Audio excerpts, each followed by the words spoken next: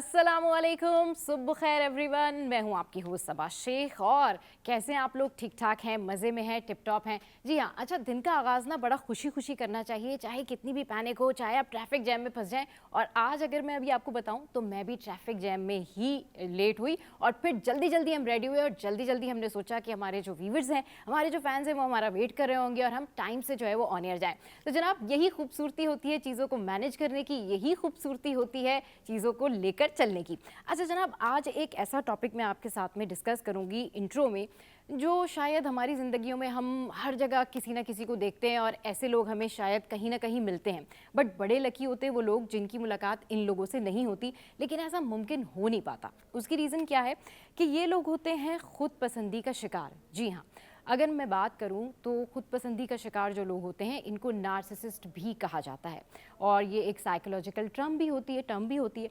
लेकिन इशू ये होता है कि अगर हम अपने दीन की बात करें तो हमारे दीन में आजी, इंकिसारी और लोगों के साथ अच्छे सलूक करने को कहा गया है। और यही कहा गया है कि आप अपने आप से प्यार करें, लेकिन उसके अलावा सबसे भी प्यार करें। अच्छी और बुनियादी बात ये होती है कि आपको सब एक तरह से आप सबको ट्रीट करें। और जो आपकी ज़िंदगी का जो एक खासा होता है ना, वो होती है विन विन सिचुएशन। मतलब आप दूसरे को भी उतना ही अप्रिशिएट करें जितना आप अपने आप को बेहतर समझते हैं। लेकिन अब इसको डिटेल में थोड़ा सा डिस्कस करते हैं। ये जो खुद पसंदी होती है, ऐसे लोगों के साइन एंड सिम्टम्स क्या होते हैं? अगर हम देखें, माशरे में ऐसे लोग हमें मिलते हैं जिनको लगता है कि वो सेल्फ लव जिसको कहते हैं ना, कि आप अपने आप से प्यार करें, लेकिन अगर वो एक्सेस हो जाए, अगर उसके अंदर सिर्फ मैं आ जाए कि यानी मैंने ये काम किया है, मेरी वजह से मुझे ये तमाम तर चीज़ें मिली हैं, मैं इस चीज़ का जो है ना वो बुनियादी कैरेक्टर हूँ, तो ऐसे लोग जो है वो सिर्फ एक दायरे में अपने आप को महदूद कर लेते हैं। और ऐसे लोग जो होते हैं वो हर जगह आपको मिलते भी हैं। इसको नार्सिसिस्ट भी कहते हैं। और इन लोगों की जो बुनियादी एक जिसको कहते हैं ना साइन, या आप कैसे इन लोगों को जज कर सकते हैं, तो सबसे पहले तो ये अपने आप को बढ़तर समझते हैं, तकब्बुर का शिकार होते हैं और ये कभी भी आपको अप्रिशिएट नहीं करते। इन लोगों की कोशिश होती है कि ये कोई भी शख्स अगर कोई काम कर रहा है तो उसके अंदर ये खामियां निकालें, तनकीद करें। और इसके अलावा इस तरह के जो लोग होते हैं ना, ये अपने ही सराउंडिंग में आइसोलेशन का शिकार भी हो जाते हैं। इस तरह के जो लोग होते हैं उनके बारे में बहुत सारे हमने देखा होगा कि तज्ज़िये भी हैं, तबसरे भी हैं। और इस तरह के लोग जो हैं उनके हवाले से हमने देखा कि हर किसी को ये इस तरह के लोग फैमिली में भी होते हैं, दफ्तरों में भी होते हैं, आपको हर जगह इस तरह के लोग जो है वो मिल जाते हैं। लेकिन इससे निकलने का तरीका क्या है या इसके नुकसानात क्या हैं, इस हवाले से अगर मैं बात करूं तो जब आप किसी भी तरह से खुद पसंदी का या मैं का शिकार हो जाते हैं ना, तो आपकी जो नेमतों का जो आप पे नुज़ूल होता है, जो रहमतें बरकतें आपको मिलती हैं ना, वो कहीं ना कहीं आपसे दूर जाना शुरू हो जाती हैं। आपके दोस्त आपसे दूर हो जाते हैं, आपकी फैमिली आपसे दूर हो जाती है और आपको हैंडल करना भी बड़ा मुश्किल हो जाता है। ये लोग दूसरों की ज़िंदगियों में एक ट्रेनर टाइप के बन जाते हैं और इनको लगता है कि जो काम हमने किया है, जो चीज़ हमने आपको करने को कहा है, बस वही ठीक है।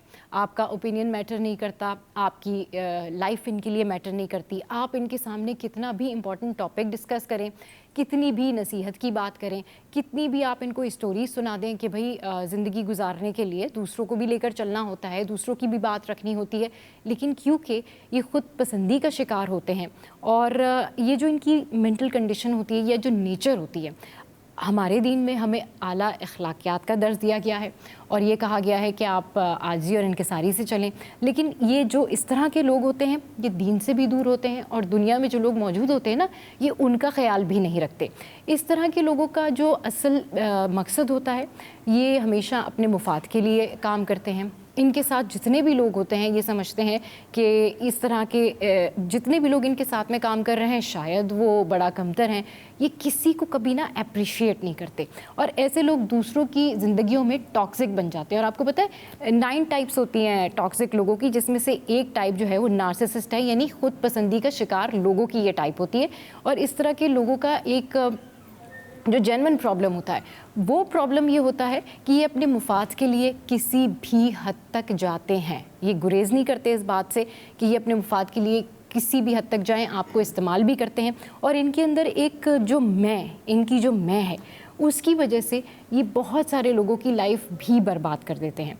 इनको ये तमाम तर इश्यूज़ होते हैं। तो आज इस हवाले से हमने डिस्कस किया और अल्लाह ताला जो है वो हम सब को खुद पसंदी से बचाए और अखलाक के आला दर्जे पर फाइज़ करे, और हम लोगों के साथ हम सब जो हैं वो इस तरह से एक दूसरे के साथ हेल्पफुल रहें, अच्छे अखलाक से रहें, प्यार से रहें। तो शो के फॉर्मेट का जो है वो ज़िक्र करते हैं, और शो के फॉर्मेट जनाब आज हम जो है वो आपको वेदर के हवाले से अपडेट करेंगे, करेंसी रेट्स बताएंगे, इसके अलावा जो हमारी टॉप स्टोरीज़ हैं जिसमें आर्ट्स काउंसिल में एक ज़बरदस्त जो है वो जश्न कराची उर्दू मेला सजने को है, उस हवाले से हम बात करेंगे। इसके अलावा बिजली के जो बिल है ना वो वैसे ही एक्सेस है, और मतलब ये नहीं कि आप बिजली के बिजली के बिलों से जो है वो घबरा के परेशान होके किन हालात में है कि आए दिन हम देखते कि प्रोटेस्ट हो रहा है। वहीं अब एक और भी खबर है, और ख़बर ये है कि जो CEO के इलेक्ट्रिक हैं उन्होंने बड़ा बयान दिया है कि अगर किसी इलाके में कोई बिजली का बिल नहीं भरेगा तो वहाँ लोड शेडिंग होगी, क्योंकि उनका ये कहना है कि जब वो वहाँ पर जाते हैं और किसी ने बिल नहीं भरा होता और बिजली काटने के लिए जाते, जो उनकी टीम है लोग उसके ऊपर जो है वो प्रोटेस्ट करते हैं, हमला कर देते हैं। तो इस हवाले से हम डिस्कशन करेंगे। और जो दूसरी खबर है वो बड़ी इंटरेस्टिंग है, लेकिन उससे पहले मैं एक और ख़बर जो है वो आपके सामने शेयर करती हूँ, और वो है गैर मयारी LPG सिलेंडर्स। जी हाँ, इससे पहले भी हम ये डिस्कशन कर चुके थे कि जो गैर मयारी LPG सिलेंडर्स हैं, आवाम कहते हैं कि भाई हुकूमत इनकी ख़रीदो फ़रोख्त को रोके, लेकिन ऐसा नहीं हो पाता। अब जो लोग अफोर्ड नहीं कर सकते हैं, जो लोग जाहिर सी बात है गैस है नहीं, तो किस तरह से फिर वो मैनेज करेंगे, तो वो फिर गैर मयारी सिलेंडर को ख़रीदने पर मजबूर होते हैं। लेकिन हुकूमत इस हवाले से कुछ भी करने से कासिर है। अच्छा, एक और ख़बर, ट्रैफिक पुलिस का एक बार फिर फैंसी प्लेट्स और जो टिंटेड शीशे होते हैं ना उनके ख़िलाफ़ क्रैकडाउन सामने आया, और ये महमूदाबाद सेक्शन की ट्रैफिक पुलिस हैं, और इनके जो DIG उन्होंने इनको कहा है कि जी अगर कोई आपको टिंटेड शीशों में या आपको कोई ट्रैफिक की जो खिलाफ वर्जी है वो करता हुआ नज़र आए तो उसके ख़िलाफ़ क्रैकडाउन होगा। ढेर सारी खबरें हैं और ढेर सारे हमारे पास टॉपिक है, पैनलिस्ट हमारे साथ मौजूद होंगे। इसके अलावा आप लाइव कॉल करके ना हमें बता सकते हैं कि आपको हमारा शो कैसा लग रहा है, किसी टॉपिक से रिलेटेड आप सवाल कर सकते हैं तो बताएं। और कॉल करके ना आज आपने ज़रूर ये बात बतानी है कि क्या आपकी ज़िंदगी में भी कोई नार्सिसिस्ट है, क्या आप ऐसे लोगों को जानते हैं कि जिनके इस तरह के साइन एंड सिम्टम्स हैं, तो इन लोगों के साथ कैसे हैंडल किया जाए, इन लोगों को कैसे ट्रीट किया जाए, और क्या इन लोगों को ट्रीट करने से ये लोग ठीक हो जाते हैं या नहीं हो जाते। तो आपने अपने पर्सनल एक्सपीरियंसेस भी जो है ना वो हमारे साथ में शेयर करने, और ज़रूर शेयर करने, हमारे शो के साथ रहना है, और साथ साथ हमें कॉल भी करनी है। हमारे पैनलिस्ट भी यहाँ पर मौजूद होंगे। और एक और बड़ा इंटरेस्टिंग टॉपिक, फूड से रिलेटेड बड़े सारे मिथ्स होते हैं कि जी गाजर खा लें तो आँखों की बिनाई जो है ना वो ठीक हो जानी है। अच्छा जी, तो लेमन जो है ना वो बड़ा ज़बरदस्त है स्किन के लिए, तो क्या वाकई है? अच्छा जी, जो फलाना फ्रूट है ना उससे ये हो जाता है। तो बहुत सारे ऐसे मिथ्स हैं और बहुत सारी ऐसी रियलिटीज़ हैं कि जो वाकई आपके लिए बेनिफिशियल हैं या नहीं है। इस हवाले से भी डिस्कशन करेंगे, और साथ साथ ये भी आपको बताएंगे कि जो करंट अपडेट्स हैं वो क्या हैं। तो आपने कहीं नहीं जाना, हमारे साथ रहना है। Stay with us.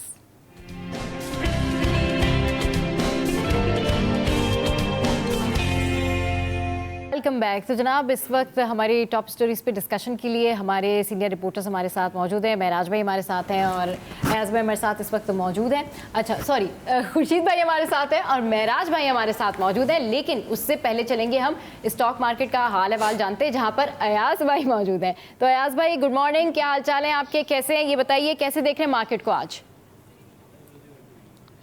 Very good morning आपके व्यूअर्स के लिए। और ख़बर यही है कि स्टॉक मार्केट का आज भी कारोबार का आगाज़ जो है वो मुस्बत है, और मार्केट का जो तेज़ी का तसलसल है वो अब भी बरकरार है। जो आज का अगर हम बात करें तो कारोबारी हफ्ते का चौथा रोज़ है, लेकिन पिछले 5 सेशंस की बात करें या 6 सेशंस की बात करें कारोबारी, तो उसके अंदर मुसलसल हम मार्केट में तेज़ी का रुझान देख रहे हैं, और मार्केट बहुत ज़बरदस्त सिमत में अपनी आगे की तरफ बढ़ती हुई हमें नज़र आ रही है। और आज वही तसलसल सुबह हमने देखा कि मार्केट का जब 9:30 बजे आगाज़ हुआ, उसके बाद से अब तक मार्केट के अंदर जो है वो तेज़ी का ही तसलसल दिख रहा है। 700 से ज़ायद पॉइंट्स जो है वो इस वक्त 100 इंडेक्स में ऐड हो चुके हैं। उसके साथ ही अगर हम बात करें 100 इंडेक्स की सतह की, तो वो 1,05,800 से तजावुज़ कर चुका है। अब लगता यही है कि मार्केट में मज़ीद अब जो 1,05,000 की सतह से ये आगे की तरफ जाएगा और 1,06,000 की नई बुलंद तरीन सतह जो है उसको भी अबूर करता हुआ आगे की तरफ निकल जाएगा। अगर हम ट्रेंड्स की बात करें या सेक्टर्स की बात करें, तो आज जो बात की जा रही है वो इंजीनियरिंग सेक्टर हो, उसके साथ ऑटोमोबाइल का सेक्टर है, ये तमाम वो सेक्टर्स हैं, आईटी का सेक्टर है, ये वो ऐसे सेक्टर्स हैं जिसके अंदर अब काम होता हुआ हमें नज़र आ रहा है। गुज़िश्ता दिनों के अंदर जहाँ हम देख रहे थे बैंकिंग सेक्टर है, फार्मास्यूटिकल है, रिफाइनरी सेक्टर्स हैं और ये तमाम ऑटोमोबाइल के सेक्टर्स हैं, तो ये परफॉर्म कर रहे थे। तो अब आहिस्ता आहिस्ता जहाँ जहाँ जिसकी खबरें मिल रही हैं वो तमाम सेक्टर्स जो हैं वो ग्रेजुअली बढ़ते हुए हमें नज़र आ रहे हैं, जो मार्केट के लिए बहुत अच्छा माना जा रहा है। साथ ही हम देखते हैं कि थोड़ी बहुत उतार चढ़ाव भी आता है मार्केट में, जो कि एक अच्छी चीज़ ये होती है कि जहाँ शेयर्स की जो मुनाफे के असूल के लिए जब बेचा जाता है तो उसके लिए ख़रीदार भी मौजूद है और फौरी तौर पर उसकी बाइंग हो जाती है और मार्केट का इंडेक्स जो पॉइंट्स हैं वो नीचे नहीं आते और मार्केट एक दुरुस्त सिम की तरफ जा रही है। जो तमाम जिसकी बात करते हैं कि माशी अदाद-ओ-शुमार जो हैं वो बहुत अच्छे हैं, तमाम इंडिकेटर्स इस मार्केट को जो है वो अच्छी परफॉर्मेंस की तरफ जो है वो लेके जा रहे हैं। सियासी तौर पे भी अब कोई बेयकीनी की सूरत हाल नहीं है, तमाम चीज़ें जो सेटल नज़र आ रही हैं वही मार्केट के लिए जो है वो सपोर्टिव नज़र आ रही है, जो मार्केट को आगे के ट्रेंड्स जो है वो बनते हुए हमें इसी वजह से दिख रहे हैं। आने वाले दिन की अगर जो खबरें हैं जो मार्केट को मज़ीद सपोर्ट करेगी, उसके अंदर आने वाले दिनों की स्टेट बैंक की जो मॉनेटरी पॉलिसी है जिसमें शरह सूद में कमी है वो उसके ऊपर जो है वो नज़रें लगी हुई हैं इस वक्त सरमायाकारों की। साथ ही ठीक है, अयाज भाई हमें अपडेट कर रहे हैं, आपका बेहद शुक्रिया और मार्केट का हमने आपको बताया। और इस वक्त हमारे साथ जो है वो खुर्शीद भाई और महराज भाई मौजूद हैं। कैसे आप लोग? ठीक ठाक जी, अल्लाह का शुक्र। पहले तो आपको बहुत मुबारक हो, एक नया प्लेटफॉर्म ज्वाइन किया। Thank you very much. और हमारी दुआ है कि ये कामयाबी और तसलसल आपका हमेशा की तरह चाहे वो जारी रहे। और जिस तरह अभी अयाज ने बात की कि स्टॉक मार्केट में बड़ी मस्बत जो है वो तेज़ी देखी जा रही है और इसमें अब महसूस ये हो रहा है कि पाकिस्तान की जो मईशत है वो अब तरक्की की तरफ जो है वो गामजन हो रही है और सरमायादारों का जो एतमाद है वो मज़ीद बहाल हो रहा है। गुज़िश्ता अदवार में जो कराची के खुसूसन सरमायादार थे, क्योंकि कराची की इकॉनमी का पूरे मुल्क पे इम्पैक्ट पड़ता है क्योंकि ये बहुत ज़्यादा रेवेन्यू देने वाला शहर है कराची, तो यहाँ के सरमायादार हमेशा ग्रीवेंसेस का तहफ़्फ़ुज़ात का शिकार थे। तो अब मैं समझता हूँ जब से SIFC बनी है, इसमें आर्मी चीफ़ ने उसका क़याम किया है और उसके बाद वन विंडो ऑपरेशन के बाद जो है वो गैर मुल्की सरमायाकार भी जो है वो हमारे पास आने को तैयार हो रहे हैं और अपने प्लान्स लेकर आ रहे हैं। तुर्की के एम्बेसडर हैं, कतर के एम्बेसडर हैं और मुख्तलिफ ममालिक की जो सफारत खाने हैं वो अब एक्टिव हो गए हैं इस हवाले से कि पाकिस्तान में अब महफूज सरमायाकारी करने के लिए वो तैयार हैं और अपने इन्वेस्टर्स को लेकर भी आ रहे हैं। अच्छा, तो ये एक बड़ी मस्बत खबर है कि पाकिस्तान का जो माशी बहरान था उस बहरान से हम निकलने के लिए अब किसी उस रोड मैप के ऊपर चल पड़े हम लोग। चले जी, बिल्कुल, ये बड़ी अच्छी, आज वैसे सुबह 2-3 अच्छी खबरें भी हैं। महराज भाई, जिस तरह से अभी स्टॉक मार्केट में देखा जा रहा है कि मुस्बत रुझान है और खुर्शीद भाई जिस तरह से बता रहे हैं कि मतलब अब चीज़ें थिंग्स विल गो ऑन ना, तो इसी तरीके से एक और अच्छी खबर मेरे पास है जश्न उर्दू कॉन्फ्रेंस।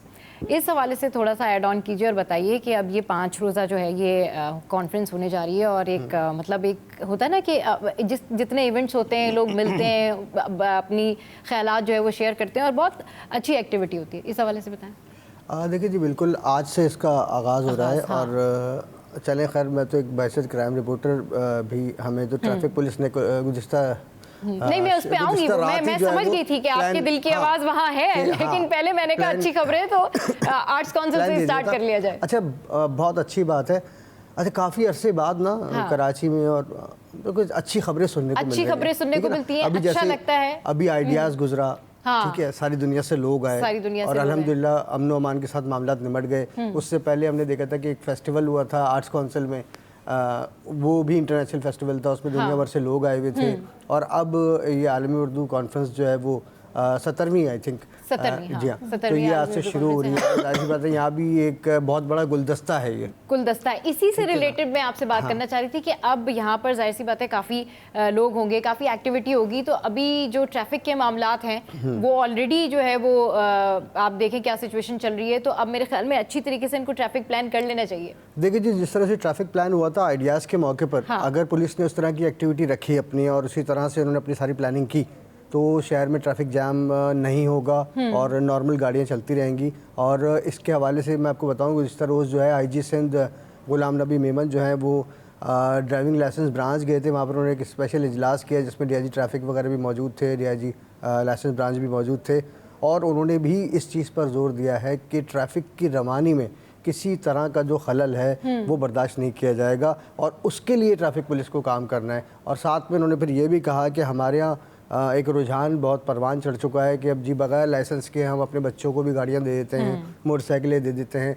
अल्लाह माफ़ करे, उसमें हादसा भी होते हैं, लेकिन बात यह है कि ऐसा होना नहीं चाहिए। तो उनका इस पर भी बड़ा ज़ोर था कि जी लाइसेंस बनवाए जाएं। जो लड़का या लड़की 18 साल की हो चुकी है उनको लाइसेंस लाजमी बनवाना है अपना।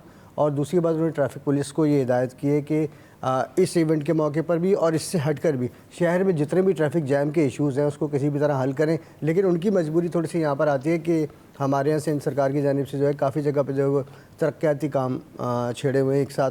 तो अब देखिए, वो तो एक ऐसा मामला है कि उसमें कोई भी कुछ नहीं कर सकता। तो एक बड़ी वजह वो भी है। और दूसरा हुआ है उसमें तरक्याती कामों के हवाले से, वो अभी खबर में तो तरक्याती काम अपनी जगह पे चल रहे हैं, लेकिन तरक्याती काम होने से जाहिर सी बात है कुछ ना कुछ तो बर्दाश्त करना पड़ता है आवाम को, क्योंकि साल में पूरे हों, 2 साल में पूरे हों, उसके बाद आसानी तो हमें ही मिलनी है, शहरियों को मिलनी है। तो इस पर भी IG सिंध ने बड़ा जोर दिया है कि ट्रैफिक की रवानी को बहाल करने के लिए जो है वो इकदाम करें। तो हमें पुलिस एक्टिव नज़र आ रही है। और जिस तरह से गुज़िश्ता रोज़ आज की जो आलमी उर्दू कॉन्फ्रेंस शुरू हो रही है, इसके हवाले से भी ट्रैफिक प्लान वगैरह जारी कर दिया था उन्होंने, ताकि लोग अवेयर हो जाएं। सोशल मीडिया पर भी डाल दिया गया ताकि लोग अगर वहाँ का सफ़र कर रहे हैं तो अपने हिसाब से और अपनी टाइमिंग से वहाँ का सफ़र कर लें, तो उनको भी थोड़ी सी आसानी रहेगी और ट्रैफिक की रवानी भी बहाल रहेगी। ट्रैफिक की रवानी भी बहाल रहेगी। और आलमी उर्दू कॉन्फ्रेंस है, आई होप सो कि इवेंट जो है वो बहुत अच्छा जाए। और मैं भी सोच रही हूँ कि मैं भी एक दिन ज़रूर जाऊँगी। खुर्शीद भाई, जिस तरह से हम ट्रैफिक की डिस्कशन कर रहे हैं, वहीं पर ही अब जो टिंटेड शीशे हैं और जो फैंसी नंबर प्लेट्स हैं उनके खिलाफ जो है वो क्रैकडाउन किया जाएगा। और ये महमूदाबाद सेक्शन ट्रैफिक के जो मुकाम है उन्होंने ये एक्शन लिया है और उन्होंने कहा जी उनको DIG की तरफ से कहा गया है कि अगर आप किसी की गाड़ी में टिंटेड जो है वो देखें शीशे और फैंसी नंबर प्लेट्स देखें तो उनके खिलाफ कार्रवाई करें। पहले तो ये बताएं कि एक्चुअल में रूल क्या है, क्या मतलब आवाम जो है वो इन टिंटेड शीशों का इस्तेमाल कर सकती है और इसका पहले रूल क्या है? देखें, जो टिंटेड शीशे हैं इनके खिलाफ तो हमेशा से ही पाबंदी रही है, क्योंकि शहर की जो सूरत हाल है हमारी अमन की, और फिर उसके अलावा जो मुमकिन ख़तरात होते हैं उसमें बहुत सारे ऐसे शरपस्त अनासिर हैं, वो गाड़ी में बैठते हैं, उनकी चेहरे नज़र नहीं आते क्योंकि CCTV कैमराज वगैरह सब यहाँ पर नस्ब हैं मुख्तलिफ जगहों पे। तो जो टिंटेड शीशे हैं उसकी वजह से फिर उनके चेहरे नज़र नहीं आते। फिर जो टिंटेड शीशों के खिलाफ जो कार्रवाई की जा रही है, लेकिन ये बिला तफरीक कार्रवाई होनी चाहिए। इसमें ऐसा नहीं होना चाहिए कि अगर 4 प्राइवेट गार्ड पीछे बैठे हुए हैं और एक गाड़ी है वो सिंपल एक आम शहरी की गाड़ी है, तो उसकी गाड़ी टिंटेड है, उसको कोई रोकता नहीं, वो हुटर बजाते हुए निकल जाता है। तो ऐसा बिल्कुल भी नहीं होना चाहिए। जो एक ज़ाब्ता अखलाक है उसके ऊपर हर शहरी को भी अमल दरामद करना चाहिए। हाँ, अगर कोई हसास किसी की जिम्मेदारी है और अगर कोई गवर्नमेंट सतह पे कोई बड़ा अफसर है या कोई हमारी फोर्सेस का कोई बड़ा अफसर है तो ठीक है, उसको मुस्तशना हासिल होगी। लेकिन अगर ये रूल अगर आम शहरियों पर लागू है तो मैं समझता हूँ लैंडलॉर्ड पे भी लागू होना चाहिए और आम शहरी के साथ जो बिजनेसमैन है उनके ऊपर भी लागू होना चाहिए। हर शहरी के ऊपर ये बिल्कुल सही बात की है खुर्शीद भाई आपने कि अगर रूल आपने अप्लाई किया है तो फिर ये नहीं हो कि एक के लिए कानून अलग है और दूसरे के लिए कानून अलग है। अच्छा, जुबैर राशिद इस वक्त हमारे साथ मौजूद हैं और वो मौजूद हैं आर्ट्स काउंसिल में। उनसे जानते हैं कि क्या ताज़ा तरीन सूरत हाल है, क्या मनाजिर देख रहे हैं। जी जुबैर, अपडेट कीजिए।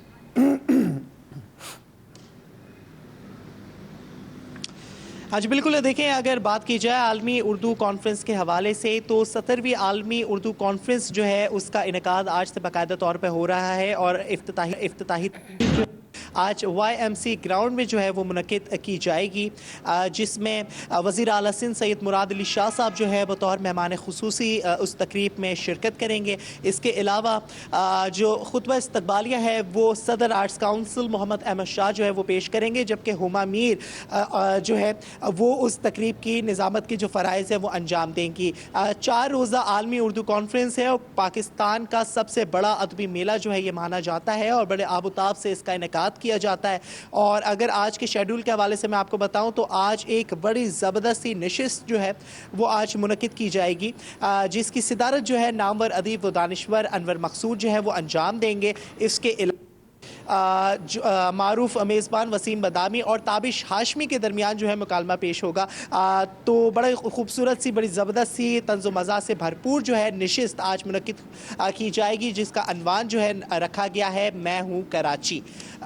एक नशिस्त है जो कि आज मुनक्किद होगी। 4 रोज़ा ये अदबी फेस्टिवल है जिसमें 60 के करीब जो कह सकते हैं जो सेशंस हैं वो इसमें मुनक्किद किए जाएंगे। इसके अलावा ओवरऑल अगर मैं आपको बताऊं तो जो मेन तकरीबात हैं वो YMC ग्राउंड में जो है मुनक्किद की जाएंगी और YMC ग्राउंड में जो है इसकी जो आज इफ्तिताह है वो भी वहाँ पर किया जा रहा है, जिसमें वज़ीर आला सिंध और दीगर जो मेहमान हैं वो शिरकत करेंगे। वज़ीर आला सिंध बतौर मेहमान खुसूसी जो है इस इफ्तिताह में जो है शरीक होंगे। पिछले कई सालों से हम देख रहे हैं कि आलमी उर्दू कॉन्फ्रेंस का मेला जब भी सजता है तो चीफ एग्जीक्यूटिव जो सूबे सिंध के हैं वही इसका इफ्तिताह करते हैं। पिछले साल जो है मकबूल बाकर जो कि कायम कह सकते हैं निगरा वज़ीर आला सिंध थे, तो उन्होंने आलमी उर्दू कॉन्फ्रेंस का इफ्तिताह किया था। उससे कबल भी जो है वज़ीर आला सिंध मुराद अली शाह जो थे आलमी उर्दू कॉन्फ्रेंस के हवाले से, और उनका यही बताना है कि तकरीब जो है इनेकाद किया गया है और YMC ग्राउंड जो है वहाँ पर ये इसका जो है वो आगाज़ होगा और सारे सेशंस जो हैं वो भी वही होंगे। अच्छा जनाब, हमारे सीनियर रिपोर्टर्स हमारे साथ मौजूद हैं और LPG की जो फ़रोख्त गैर मेयारी उस हवाले से बात करेंगे, लेकिन यहाँ वक्त तो एक ब्रेक का, कहीं नहीं जाना आपने, स्टे विद अस।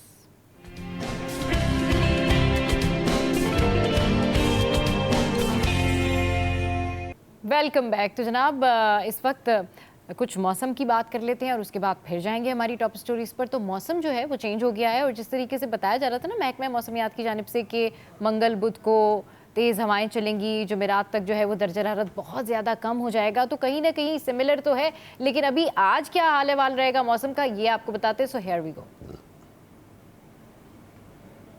अच्छा जनाब, ये 11 बजे 26 सेंटीग्रेड, उसके बाद 12 बजे 27 सेंटीग्रेड, फिर 28 सेंटीग्रेड, 1 बजे और 2 बजे 29 सेंटीग्रेड रहेगा। तो ये है आज के मौसम का हाल और ये हमने आपके साथ में शेयर किया। और जब भी मौसम की बात होती है तो मेरे जहन में ये आता है कि महकमा मौसमियात ने जिस तरीके से अलर्ट जारी किया है या जो गाइडलाइंस दी हैं, ये बताया कि दर्जा हरारत जो है वो इतना गिर जाएगा, उतना ज़्यादा हो जाएगा। आई डोंट नो कि वो तमाम तर चीज़ें मैच क्यों नहीं करती हैं और उसके कुछ जो है वो कभी कभी सच हो जाता है और कभी कभी सच नहीं हो पाता। सो यू नो, इसलिए कराची वाले जो है ना वो उम्मीद लगा के बैठ जाते हैं। और खुर्शीद भाई, जब अभी 2 दिन पहले हम बात कर रहे थे ना तो इस महकमा मौसमियात वालों ने कहा था कि शाएं वाली जो हवाएं ना वो चलेंगी, तो मेरे जहन में आ रहा था कि बस फिर स्वेटर जैकेट सारी चीज़ें निकाल लेना चाहिए। वैसे वो निकाल लिए लोगों ने, लेकिन ऑब्वियसली अभी वो उस तरह का वेदर नहीं है, थोड़ा सा बेहतर ही है वेदर। अच्छा महराज भाई, हम बात कर रहे थे ब्रेक पे जाने से पहले फैंसी नंबर प्लेट्स के हवाले से और टिंटेड शीशों के हवाले से। तो जिस तरह से खुर्शीद भाई कह रहे थे कि भाई अगर आपने रूल अप्लाई ही किया है तो सबके ऊपर एक रूल अप्लाई करें। मतलब ये नहीं है कि अगर आप कोई बंदा किसी ओहदे पे तो आप उसको अलाउ कर दें और अगर आवाम जा रही है तो आप उसको रोक लें। एक तो ये चीज़ और दूसरा फैंसी नंबर प्लेट्स, इसके ऊपर बताएं। अच्छा देखिए, हमारे एक तो अफसोसनाक सूरत-ए-हाल हमेशा से यही रही है कि कानून जो है ना वो ज़रा बटा हुआ होता है तबकात में। तो जो गरीब के लिए अलग, तो सबके लिए बराबर होना चाहिए ना, लेकिन हमारे वही कहा ना कि अफसोसनाक सूरत-ए-हाल ये अलमिया है हमारा कि गरीब के लिए अलग है कानून और अमीर के लिए अलग है कानून। अच्छा, जहाँ तक फैंसी नंबर प्लेट और टेंटेड जो शीशों वाले मामला है जिस पर बहुत ज़्यादा आजकल वज़ीर दाखिला ने इस पर एक्शन लिया था, फिर IG साहब के भी प्रेशर था, DIG ट्रैफिक का भी प्रेशर था, पुलिस इस पर काम कर रही है। मामला यह है कि हमारी DIG से इस हवाले से बिल्कुल क्लियरली बात हुई है। ट्रैफिक के जो अहमद नवाज चीमा है, हमने उनसे सवाल किया था कि जी टेंटेड ग्लासेस कौन लगा सकता है, तो उन्होंने बिल्कुल क्लियरली बताया कि कोई सरकारी अफसर भी जो है वो सियाह शीशे नहीं लगा सकता सिवाय लॉ इन्फोर्समेंट एजेंसीज़ के लोगों के या फिर पुलिस के, जो कि लॉ एंड ऑर्डर के जो सिचुएशंस को देखती हैं अफसरान होते हैं या फिर दहशतगर्दी के ख़िलाफ़ काम करने वाले जो एहलकार और अफसरान हैं। उनके अलावा कोई भी सियाह शीशे इस्तेमाल नहीं कर सकता, चाहे वो सरकार में 17 ग्रेड का अफसर हो या 21 ग्रेड का अफसर हो। अच्छा, ठीक है, तो शहरी तो बहुत दूर चले गए। अच्छा, उसके साथ बहुत दूर हो जाए, थोड़ा दूर हो जाए। मतलब शहरी को तो फिर करना ही नहीं था कि जब सरकारी नहीं कर सकता तो शहरी नहीं कर सकता। लेकिन हम ये देख रहे हैं कि आप अगर किसी ट्रैफिक सिग्नल पे खड़े हुए या किसी ट्रैफिक जैम में हैं तो आप अचानक देखेंगे एक वीगो डाला आता है, उस पर या तो किसी सियासी पार्टी का झंडा लगा हुआ होता है या नहीं भी होता तो उसके शीशे काले होते हैं और पीछे 2 गार्ड या 4 गार्ड बैठे होते हैं। शायद ट्रैफिक पुलिस वाला भी बेचारा उसको देख के घबरा जाता है कि पता नहीं कौन सी बला आ गई है, तो वो भी कहता है जी आप जाएं।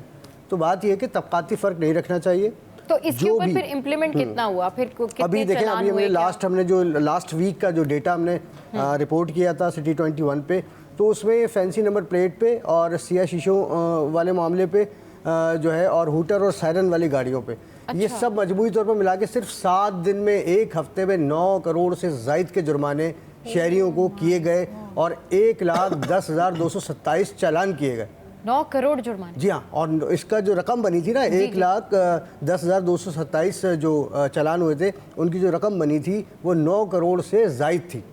अच्छा, पुलिस अपना काम कर रही है, लेकिन इसके बावजूद हम ये देख रहे हैं कि अगर आज किसी शहरी के आप टिंटेड ग्लासेस को उतारते हैं, वो 2 दिन बाद दोबारा से उन दुकानों पे जाके उसको लगवा लेता है। क्या? हाँ, ये क्या? अच्छा, इसके लिए हमने ट्रैफिक पुलिस से भी बात की कि भैया आप उन दुकानदारों के खिलाफ कार्रवाई करें, सही, जो टिंटेड करके दे रहे हैं, कि उनके पास परमिशन देके बगैर काम कर रहे हैं। तो उन्होंने कहा ये हमारा काम नहीं है। फिर मैंने डिस्ट्रिक्ट पुलिस से बात की, सही, तो उनका ये कहना था कि हमारा काम नहीं, ये काम है ज़िला इंतज़ामिया का, जो कि डिप्टी कमिश्नर के कंट्रोल में आती है, उनको ये कार्रवाई करनी चाहिए। तो बात ये कि चीज़ें तो जूं की तू चल रही है ना, मसला तो हल नहीं हो रहा। सही, चालान हो रहे हैं, पैसा चले सरकारी खजाने में आ रहा है, बहुत अच्छी बात है। Fancy number plates, fancy number plate का मामला ये क्या ऑब्सेशन क्या है, मतलब ये शौक क्या है कि फैंसी नंबर प्लेट्स हो? और मतलब मुझे थोड़ा सा ये वाला माइंडसेट ज़रा बताएं, क्योंकि ऑब्वियसली आप ऑन ग्राउंड रिपोर्टिंग करते हैं, आपको ज़्यादा पता होगा, ऐसे लोगों से आपकी इंटरेक्शन होती है। देखिए, मैं आपको बताऊं कि हमारे यहाँ कराची में भी क्या, पूरे पाकिस्तान में हर बंदा जो है इस वक्त दिखावा और अपने आप को सबसे बरतर जाहिर करना और अपने आप को पावरफुल जाहिर करने के जोम में जो है ना मुब्तला है। ये एक फोबिया है जो लोगों को हो गया। जिसके पास भी 2 पैसे आ गए हैं तो वो कहता है जी मैं तो, मेरे तो ताल्लुकात इतने हो गए कि मुझे तो ना तो कोई रोक सकता है ना टोक सकता है। तो वो उस दिखावे के लिए और एक अपने आप को बरतर साबित करने के लिए लोग जो है वो फैंसी नंबर प्लेट लगाते हैं, उस पर अपना नाम लिख देते हैं नंबर की जगह। कानून तो बराबर है ना सबके लिए। जो नॉर्मल आपको रजिस्टर्ड नंबर प्लेट जो मिली है एक्साइज डिपार्टमेंट से, आपको वो लगानी चाहिए। लेकिन हम ये देखते हैं कि हर तीसरी गाड़ी पर लोग अपने नामों से लगाते हैं, अपने बच्चों के नामों से बनाई हुई होती है, किसी ने कोई शायराना जुमला लिखा हुआ होता है। सही, बिल्कुल, हाँ। लेकिन नहीं जी, असल नंबर प्लेट नहीं लगाते, तो ये फैंसी नंबर प्लेट्स कहलाती हैं। अब अगर आपको फैंसी नंबर प्लेट लगानी है तो आपको तो बहुत अच्छा ऑप्शन मिल गया है भाई। एक्साइज एंड टैक्सेशन डिपार्टमेंट ने अब आप नीलामी शुरू कर दी है कि भाई अगर आपको कोई गोल्डन नंबर चाहिए जो आप चाहते हैं कि जी मेरी गाड़ी पे हो, तो वो आपके नाम रजिस्टर्ड हो सकता है। तो और चॉइसेस बढ़ गई फिर। यस, तो उस पे तो आप फीस भरेंगे ना, उस पे आप फीस पे करेंगे, कानूनी तौर पर वो नंबर आपको अलॉट हो जाएगा। जब कानूनी तौर पर अलॉट हो गया, ओरिजिनल नंबर प्लेट आपकी लगी हुई है, तब तो कोई मसला नहीं है।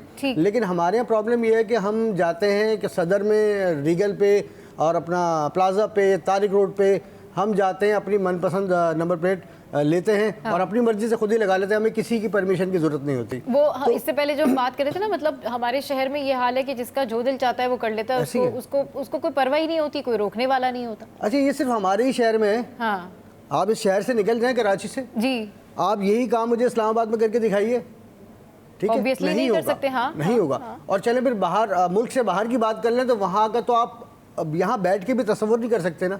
जाहिर है वायलेशन। आप जब आपके जहन में ये आता है ना कि आप कहीं बाहर जा रहे हैं, तो सबसे पहले आपके जहन में उनके रूल्स एंड रेगुलेशन आते हैं कि यार मैंने वो सारे प्रॉपर फॉलो करने हैं। तब आपका जहन ये काम कर रहा होता है हाँ, कि मैं जा तो रहा हूँ लेकिन उनके सारे रूल्स मैंने फॉलो करने। मजेदार बात है कि जो भी कराची आ रहा होता है उसका जहन ये बन रहा होता है कि अब तो मैं आज़ाद होने जा रहा हूँ, अब मैं यहाँ मुझे कोई पूछने वाला नहीं है, ना पुलिस पूछने वाली है, ना सरकारी इदारे पूछने वाले हैं, मेरी जो मर्जी आएगी मैं वो करूँगा। और इस शहर की सूरत हाल इसीलिए जो है ना अब तक अबतर है, वरना मेगा सिटी कराची है। माशाल्लाह से पाकिस्तान को बने हुए 77 साल हो गए, ठीक है ना।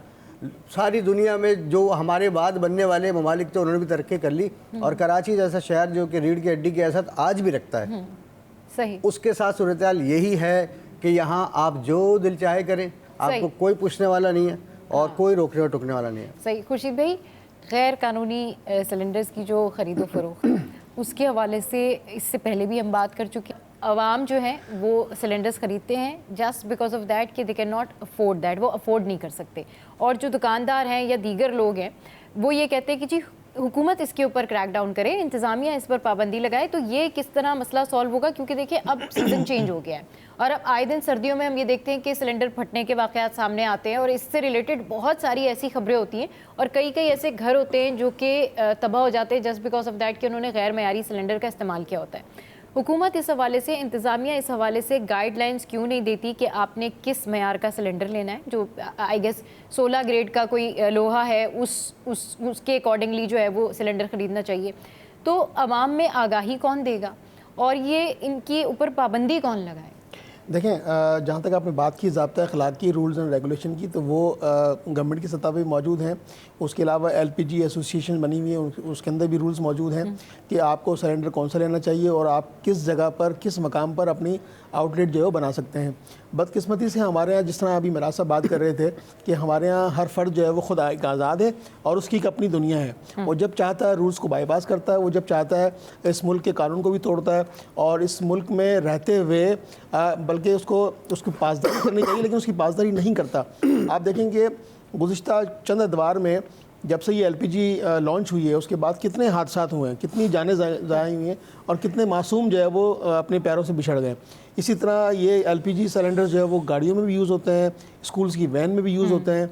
अब इसके ऊपर जो है वो एक्शन तो गवर्नमेंट का ही काम है, मकामी इंतज़ामिया का काम है, सूबाई इंतज़ामिया का काम है, उसके अलावा डिप्टी कमिश्नर्स हैं, फिर उसके अलावा मेयर कराची हैं। तो ये सब जिम्मेदारी इनकी मिन हैसुल कौम जो है वो हमारी भी जिम्मेदारी बनती है और हुकूमती सतह पे इन तमाम नोटेबल्स की जिम्मेदारी बनती है जिसमें तमाम सरकारी एहलकार और तमाम सरकारी ओहदे मौजूद हैं।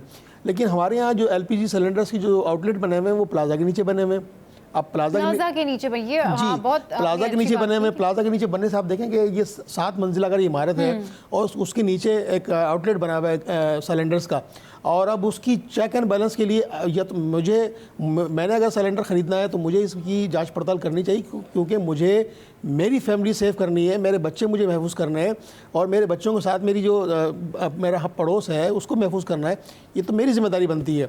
हुकूमत ने तो आवेदा कर दिए हैं ये भाई ये रूल्स एंड रेगुलेशन है, ये आ गई है, लेकिन ये आवाम तक भी पहुंचे ना। आवाम तो बस जाके ये कहती है हमें सस्ता सिलेंडर चाहिए, हम तो अफोर्ड ही नहीं कर सकते। देखें, आवाम तक ये आ गई मौजूद है लेकिन मसला फिर दोबारा ये आएगा कि हुकूमती सतह पर इसके ऊपर कोई सब्सिडी नहीं है और हर माह हर 2 महीने बाद इसके चार्जेस बढ़ जाते हैं। अगर गैस की प्रॉपर जो हमारा सुई सदर्न गैस कंपनी है, अगर गवर्नमेंट की सतह पे उस गैस की सप्लाई हमारी प्रॉपर हो जाए तो लोग ये लेना बंद कर देंगे। लोगों को गैस में असर नहीं आती, लोग खाना बाहर से नहीं अफोर्ड कर सकते। महंगाई की जो सूरत हाल है आप ही देखें कि इस वक्त जो है वो 3 वक्त का खाना लोगों को मैसर नहीं है और जो सैलरीज़ की सूरत हाल है आप देखें कि वो सरकारी सतह पर तो खैर मुनासिब तनख्वाहें हैं लेकिन जो बेरोज़गारी है और जो निजी कंपनियों में लोग काम करते हैं बहुत सारी लेकिन वहाँ पर वेजेस कम है तो लोग अपनी ज़रूरियात ज़िंदगी क़ुव्वत ख़रीद उनकी कम है। तो लाजमी सी बात है, सर्दियाँ आ रही हैं, लोगों को खाना भी गर्म चाहिए, बच्चों को सुबह नाश्ता भी चाहिए। तो जो हमारी गैस जो सरकारी सतह पे आती है वो नहीं आती तो मजबूर यहाँ डाइवर्ट होते हैं। अगर वो मिल जाए लोगों को तो नहीं LPG सिलेंडर ख़रीदेंगे। और मेरे हासिल को हमारी खुद की जिम्मेदारी है, हम जब भी जाएँ सिलेंडर ख़रीदने के लिए तो हम चेक करें उसको और उसकी जो वेरिफिकेशन है वो भी हम करवा सकते हैं, उसका भी मैकेनिज्म मौजूद है। ठीक कि हम अपने सिलेंडर्स को खुद मैकेनाइज करवाएं कि ये आया, ये खुद आवाम उसको चेक एंड बैलेंस करे, खुद आवाम ये देखिए कि ये सिलेंडर मयारी है, सर्टिफाइड है या नहीं है। अच्छा, सब्ज़ी के भाव ताव जो हैं वो आपके साथ में शेयर करते हैं कि आज जो है वो सब्ज़ी आप जब ख़रीदने जाएँ तो कमिश्नर कराची के रेट्स आपको पता हो तो टमाटर 115, आलू जो है वो 81 है और लहसुन है 633 और इसके अलावा अदरक आ गई, अदरक 380, गाजर 58, अच्छा इसके बाद तो रही 46 एंड लौकी 35, अच्छा फूल गोभी 46 एंड व्हाट नेक्स्ट खीरा 35 रुपए और भिंडी जो है वो 173 और प्याज है 132। तो ये है कमिश्नर कराची के रेट्स जो कि आपके साथ हमने शेयर किया। आपको पता हो कि जो प्राइस लिस्ट है उसमें क्या है और आपको क्या देता है आपका ग्रॉसरी वाला। अच्छा, जनाब फरार ने ज्वाइन किया है और उनसे पूछते हैं कि अभी क्या ताज़ा तरीन सूरत हाल है, वो कौन सी सब्जी मार्केट में और क्या बता रहे हैं हमें। जी अपडेट कीजिए। के अंदर सब्जियों की कीमतों में जो वो कमी ना हो सकी, गुज़िश्ता रोज़ की तरह आज भी जो है शहर कायद के अंदर सब्जियाँ सरकारी कीमतों के जो वो बरक सी फ़रोख्त की जा रही है। कमिश्नर कराची की मुकर्रदा करदा कीमतों के मुकाबले में जो वो कीमतें जो वो इजाफी ही वसूल की जा रही हैं। अगर बात की जाए प्याज, आलू, टमाटर, हरी मिर्च, हरा धनिया, पुदीना, हर सब्ज़ी आलू की कीमत जो है वो कमिश्नर कराची के मुकर्रर करदा कीमतों के जो वो बरक्स ही फ़रोख्त की जा रही है। बात की जाए अगर कीमतों के मुताबिक तो आलू की सरकारी कीमत जो है वो 59 रुपये मुकर्रर की गई है, लेकिन इस वक्त जो वो आलू अगर मैं आपको दिखाऊं तो ये आलू इस वक्त जो है वो 59 के बजाय 90 रुपये में फ़रोख्त किया जा रहा है। जबकि दूसरी जानिब अगर प्याज की कीमतों की बात की जाए तो प्याज की सरकारी कीमत जो वो इस वक्त कमिश्नर कराची की जानिब से 127 रुपये मुकर्रर की गई है, लेकिन ये प्याज जो है वो 160 और 170 रुपये में फ़रोख्त की जा रही है। दूसरी जानिब अगर टमाटर की कीमतों की बात की जाए तो टमाटर की कीमतों में भी जो वो वाज़ेह फ़र्क देखने में आ रहा है। 115 रुपये जो वो टमाटर की सरकारी कीमत को मुकर्रर किया गया है, लेकिन 190 एक बड़ा जो है वो डिफरेंस कीमतों में जो वो देखा जा रहा है। 115 जो वो टमाटर की कीमतें मुकर्रर की हैं, लेकिन 190 रुपये जो वो फ़रोख्त किया जा रहा है। दूसरी जानिब अदरक और लहसुन की कीमतें वैसे ही आसमान से बातें कर रही हैं, जबकि कमिश्नर कराची के मुकर्रर कीमतों से भी जो वो बरक्स फ़रोख्त की जा रही है। 380। तो फारान, अपडेट करने के लिए शुक्रिया। मज़ीद टॉप स्टोरीज पर डिस्कशन करेंगे, लेकिन यहाँ वक्त हुआ एक ब्रेक का। स्टे विद अस।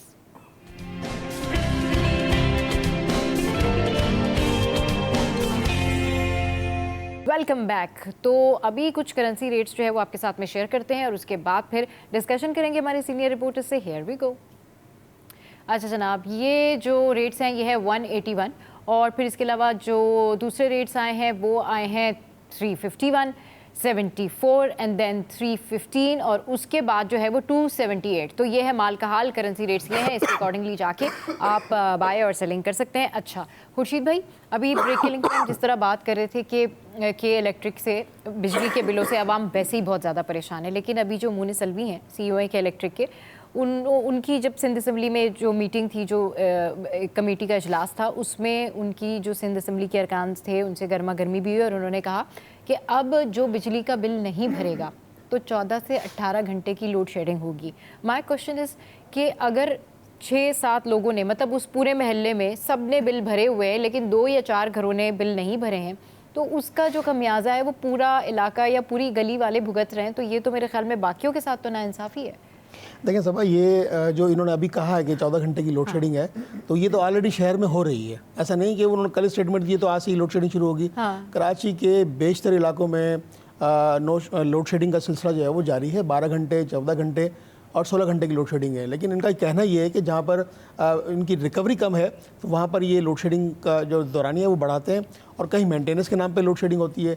और जिन इलाकों की रिकवरी मुकम्मल है वहाँ लोड शेडिंग नहीं है। बहुत सारे कराची में ऐसे इलाके हैं जैसे भौराजी में लोड शेडिंग नहीं है, बंस रोड पर लोड शेडिंग नहीं है, जहाँ पर इनकी रिकवरी कम है तो वहाँ पर लोड शेडिंग होती है। अब सवाल ही पैदा होता है कि मैं और आप अगर बिल पूरा पे कर रहे हैं और अगर महल्ले के 4 लोग बिल नहीं कर रहे तो उनका खमियाजा पूरे महल्ले की आवाम को जो है वो भुगतना पड़ रहा है। ये एक सवाल है जो इसको इनको हल करना चाहिए। और वो ये कहते हैं कि अगर वो जो 2-4 घर हैं वो जो बिल पे नहीं करते, वहाँ पर जब हमारी टीम जाती है तो वो हम पे हमला कर देते हैं, वहाँ पर तोड़फोड़ की सूरत हाल होती है, तो फिर इसलिए जो है वो हम ये स्टेप उठा रहे हैं। व्हाट डू यू थिंक कि वो ऑलमोस्ट ये क्या सही उनका परसेप्शन है या सही? कभी कभार ऐसे वाक़यात हुए हैं, ऐसा नहीं कि नहीं हुए। उन पर उनसे नोकझोंक हुई है आवाम के।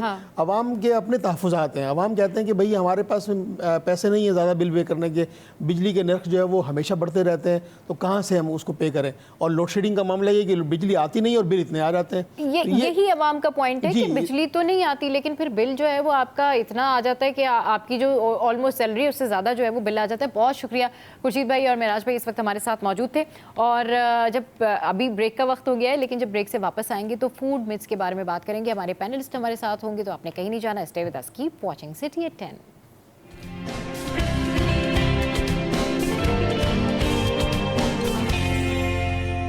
Welcome back. तो आज इस टॉपिक पर डिस्कशन करेंगे। तो हमारी पैनलिस्ट हमारे साथ मौजूद हैं। उनको इंट्रोड्यूस कराने से पहले मैं आज आपको ये बताना चाहती हूँ कि हमारी रोज़ाना ज़िंदगियों में हर टाइम हमारे साथ ये फूड मिथ जो है वो लगी रहती है, जैसे कि मूंगफली खाने के बाद पानी नहीं पीना, खांसी हो जाएगी, या दीगर चीज़ें इस्तेमाल करने से ये हो जाएगा, या ये फल या फ्रूट आपने रात में नहीं खाना। इसकी क्या हकीकत है और कितनी ये सच्चाई है इसमें, और वाकई अगर जो ये प्रोडक्ट्स हैं ये बेनिफिशियल हैं या नहीं है, या ऐसे ही जो है ये मिथ्स बनी हुई है। इस पे बात करने के लिए हमारे साथ अक्सा अमीन हमारे साथ मौजूद हैं, डाइटिशियन है।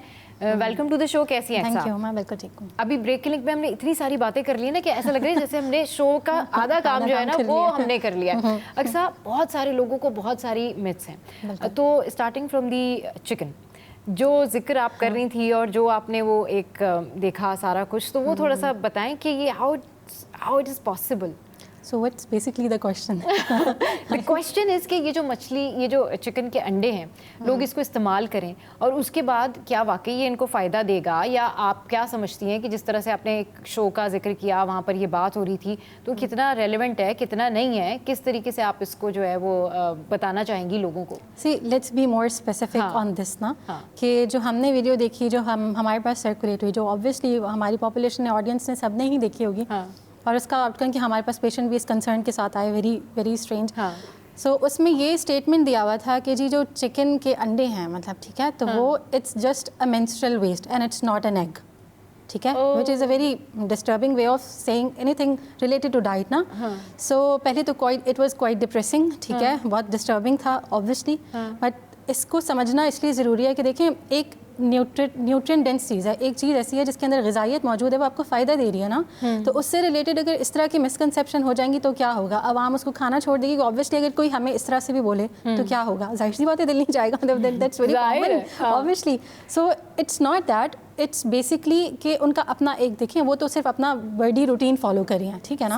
अब ऐसा होता है कि फर्टिलाइज्ड और अनफर्टिलाइज्ड एग की बात होती है. अब फीमेल चिकन अगर सोली एग ले कर रही है तो वो अब जो है वो उतना फर्टिलाइज्ड नहीं होगा जितना कंपेनियनशिप के साथ होता है डेफिनेटली, बट अगेन उसके अंदर न्यूट्रिएंट्स बहुत ज़्यादा मौजूद है. लेकिन ये स्टेटमेंट दे देना और नेशनल टेलीविजन पे बैठ के, तो हमारी आवाम के लिए बहुत नुकसानदेह है. ये आई गेस आप उस रेफ़र करिए वो पॉडकास्ट जो आपने देखा और उसका जो क्लिप आपने मेरे साथ शेयर किया.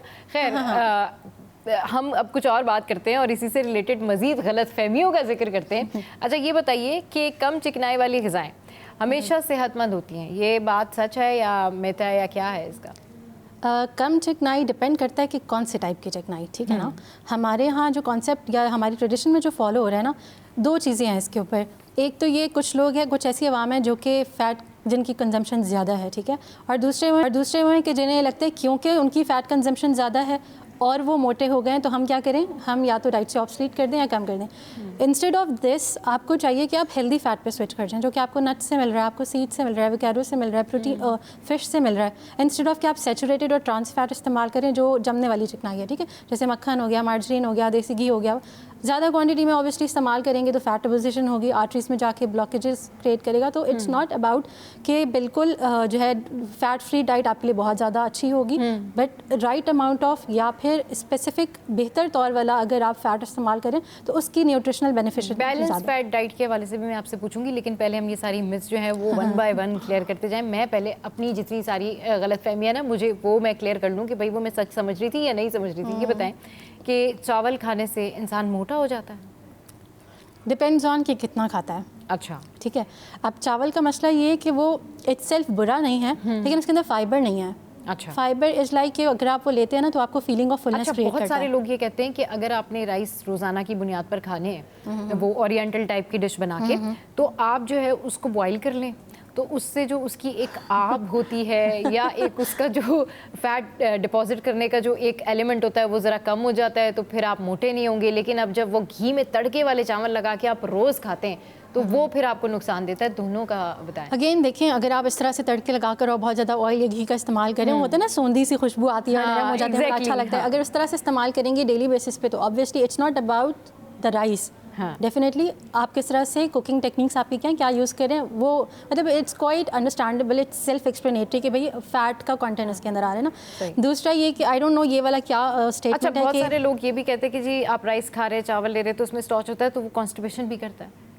देखिए, आपके पास ब्राउन राइस भी आते हैं जिनके अंदर फाइबर कंटेंट फिर भी होता है इंस्टेड ऑफ द वाइट, और देर में हजम होता है, डाइजेस्ट भी नहीं हो पाता वो सही से. It's white. उसकी बात करिए, सी रिफाइंड कार्ब्स जो होते हैं ना, वो या जैसे मैदा हो गया, ये हो गया, कुछ लोगों में ऑब्वियसली उनकी मेटाबॉलिज्म इस तरह से होता है, और कुछ इसका अपना इंपॉर्टेंट रोल भी होता है कि बॉडी में एब्जॉर्ब देर से होते हैं, एक्सक्रीट आउट देर से हो रहे हैं, तो कॉन्स्टिपेटेड इफेक्ट क्रिएट कर सकते हैं. But I would like to clear one thing कि अगर आप कह रहे हैं ना कि चावल खाने से मोटे होते हैं, it's not like that. It's about कि चावल ले रहे हैं तो क्या आपकी प्लेट कलरफुल है, बैलेंस्ड है. चावल के साथ इट्स मस्ट कि आप जो है सैलड का पोर्शन रखें, आप योगर्ट का पोर्शन रखें. वाई? क्योंकि वहाँ से आपको फाइबर मिलेगा, फीलिंग ऑफ फुलनेस आएगी. प्रोटीन का पोर्शन आप साथ रखें, तो जब आप चावल लेंगे ना तो होगा क्या कि आपको फीलिंग ऑफ फुलनेस आएगी एंड यू विल रियलाइज कि मुझे इतना चावल चाहिए था, इतना नहीं चाहिए था। सही है ना? सही। अच्छा ये बताएं कि एक ये भी मिथ है कि जी अगर आप गाजर खा रहे हैं और अच्छी तादाद में खा रहे हैं और आपने उसको अपनी डाइट में शामिल किया हुआ है, तो जो आपकी जो आँखों की नाई है वो बिल्कुल ठीक रहेगी, आपकी आईसाइट ठीक रहेगी, तो इसमें कितनी रियलिटी है? This is again a myth. जितना ये अगेन मिथ है? यस, जितना हमने स्टडी किया, रिसर्च बेस्ड, एविडेंस बेस्ड, ठीक है, जितना भी, गाजर का आँखों की बिनाई से कोई ताल्लुक नहीं है। इट माइट बी पॉसिबल कि आयुर्वेदिक्स जो हैं वो इस चीज़ को प्रमोट करें, उनके पास अपने रीजंस होंगे, but again we are suppose to provide right information based on जो रिसर्च एविडेंस है। ऐसी कुछ भी चीज़ जनरलाइज तो नहीं कर सकते कि आप ले लें, लोग कितने अमाउंट में गाजर खाना शुरू कर दें, ठीक है, कितनी, ये भी नहीं पता कि कितनी अमाउंट में गाजर खाने से, जो लोग कहते हैं विच इज़ अ मिथ, कितनी अमाउंट में गाजर खाने से कितने आपकी आँखें बेहतर हो जाएंगी, ये तो कोई नहीं एक्सप्लेन करता। बिल्कुल कंटिन्यू करेंगे, लेकिन हमें हमारे कॉलर ने ज्वाइन किया है। अस्सलाम वालेकुम, कौन बात करे, कहाँ से? वालेकुम सलाम, कैसी यहिया बात कर रहे हैं? मैं बिल्कुल ठीक ठाक, आप बताएं कैसे? देखिए, तो हमारे तो नाश्ते में अगर मुझे आपके प्रोग्राम देखे बकायदे। अच्छा पहले तो बहुत सलाम हमारी मोहतरम गेस्ट को, इन्होंने बड़े अच्छे अंदाज में चीजें क्लियर की और अच्छा किया कि आपने ये क्लियर करने के लिए आपने प्रोग्राम किया। असल में बात ये, तो सोशल मीडिया देख के ना लोगों ने, आप यकीन करें ऐसी चीजें आई हैं कि कब एक दफा तो किसी ने लिखा कि अंडा और आप केले साथ खा लें तो आप हो सकता मर सकते हैं, मतलब इस तरह की बातें कि ये सब गलत है। लेकिन कुछ चीजें मेरे ध्यान में जो मैं इनसे पूछना चाहूंगा, एक तो मिथ जो है सबसे बड़ा, क्योंकि मैं तो खुद, हम लोग तो मछली बहुत खाते हैं और गाय चावल भी खाते हैं, कुछ लोगों के ध्यान में है कि मछली तो दूध पी लेना जो है ना वो उनको बर्थ का मर्ज हो जाता है। और जो मैंने बहुत रिसर्च की लेकिन मुझे कहीं एविडेंस नहीं मिला, इंटरनेशनल रिसर्च मैंने पढ़ी, कहीं एविडेंस मुझे नहीं मिला। हमारे यहाँ में जरूरी है इसको क्लियर करें। एक तो दूसरी बात है कि कुछ फ्रूट्स होते हैं ना जो सिट्रिक होते हैं, हमारे यहाँ क्या होता है कि वो खवातीन खासतौर पर ये मेरा गला खराब हो जाएगा, मेरा ये हो जाएगा, हालांकि उस मौसम की रिक्वायरमेंट के मुताबिक फ्रूट अल्लाह ताला ने पैदा किया होता है वो आपको खाना पड़ता है। और हमारे घरों में जो मिसकॉन्सेप्शन है, अब मैं अगर चाहूँ कि मैं अपने बच्चे को या अपनी बीवी को किसी को कन्विंस करूँ, how can I convince them? This my question. चलिए ठीक है, बिल्कुल याया, आपके सारे क्वेश्चंस आ गए हैं और अक्सा मौजूद है और अक्सा से जो है वो जानेंगे कि अक्सा के पास क्या जवाब आते हैं, लेकिन इस ब्रेक के बाद। कहीं नहीं जाना, स्टे विद अस।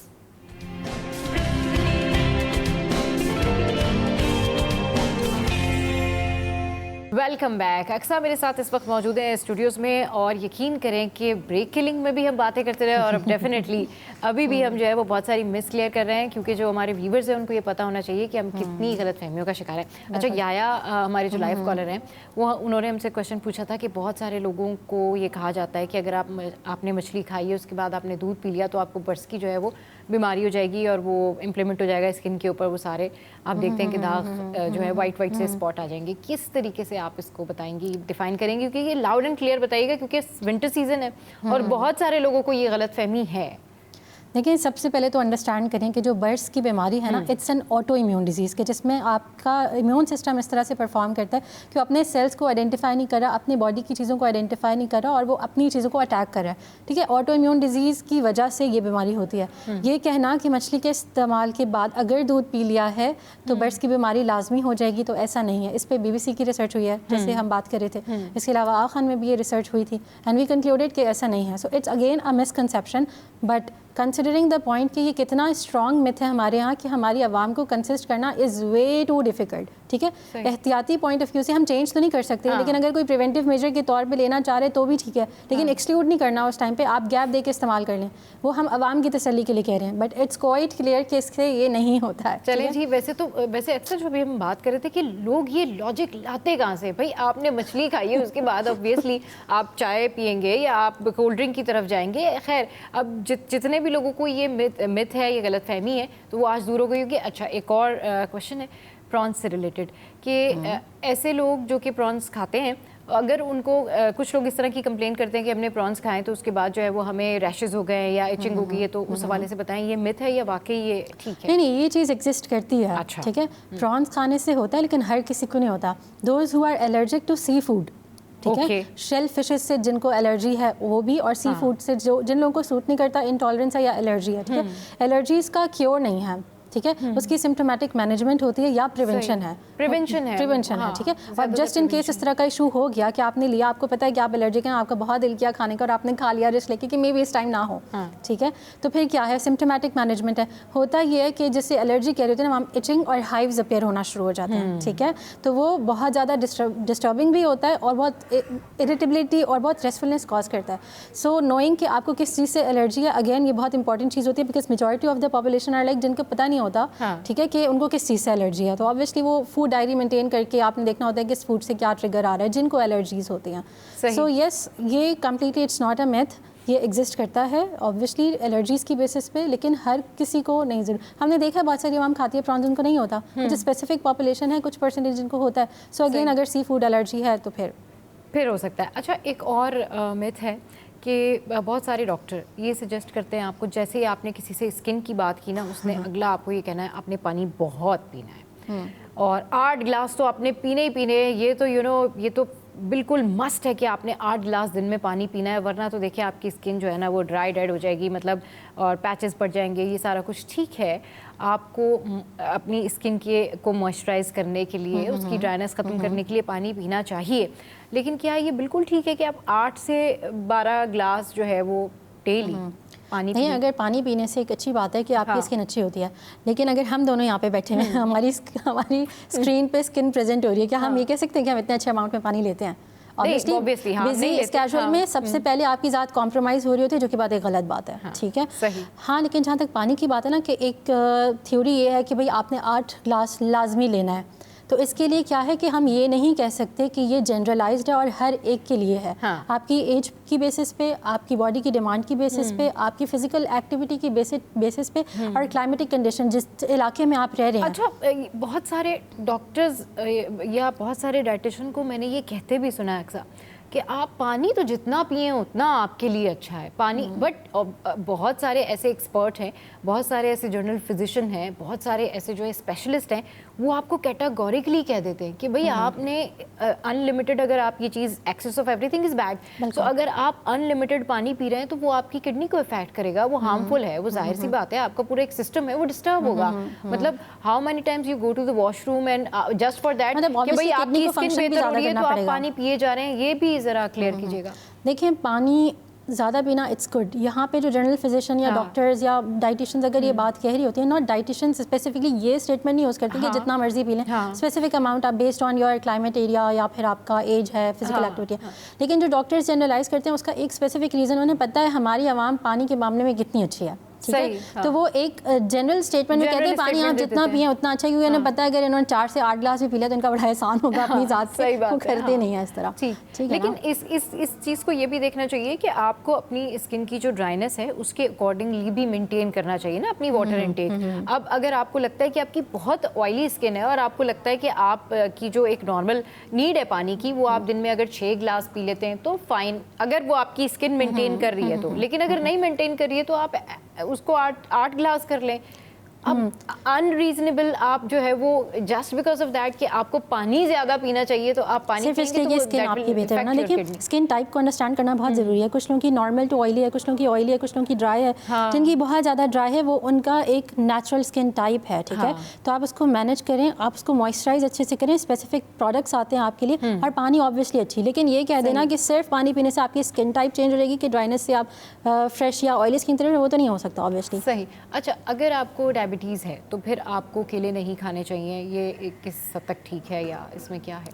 जनरलाइज्ड वे में पेशेंट को सेफ्टी मेजर्स के तौर पे इसलिए बता देते हैं क्योंकि पता होता है कि अगर एक बताएंगे बिलफर्ज तो वो 6 खाएंगे, बोलेंगे डॉक्टर कौन सा देख रहा है, ठीक है। अच्छा। लेकिन अगर बनाना की बात करें ना तो उसके अंदर no doubt natural sugar content बहुत ज़्यादा है, ठीक है, लेकिन उसके अंदर फाइबर भी अच्छा है। अच्छा, तो इससे होगा क्या कि आपकी जो शुगर की एब्जॉर्प्शन है वो स्लो होती है, और जो शुगर स्पाइक आता है पेशेंट्स में वो भी स्लो हो जाता है। सही। लेकिन अगेन द पॉइंट इज़ किस टाइप का आपने बनाना लिया और कितने पोर्शन में लिया, ठीक है। जितना केला पका हुआ होता है, जिसके ऊपर आपने लिखा है ना ब्लैक ब्लड, तो हमें लगता है वो केला गल गया है, फुली राइप्ड है, लेकिन वो भी केले की एक किस्म है, जैसे कि आमों में डिफरेंट टाइप के मैंगोज़ होते हैं, ठीक है। तो जितना पका हुआ होगा उसमें मिठास उतनी ज़्यादा होगी, वो उतनी ब्लड शुगर बढ़ाएगा।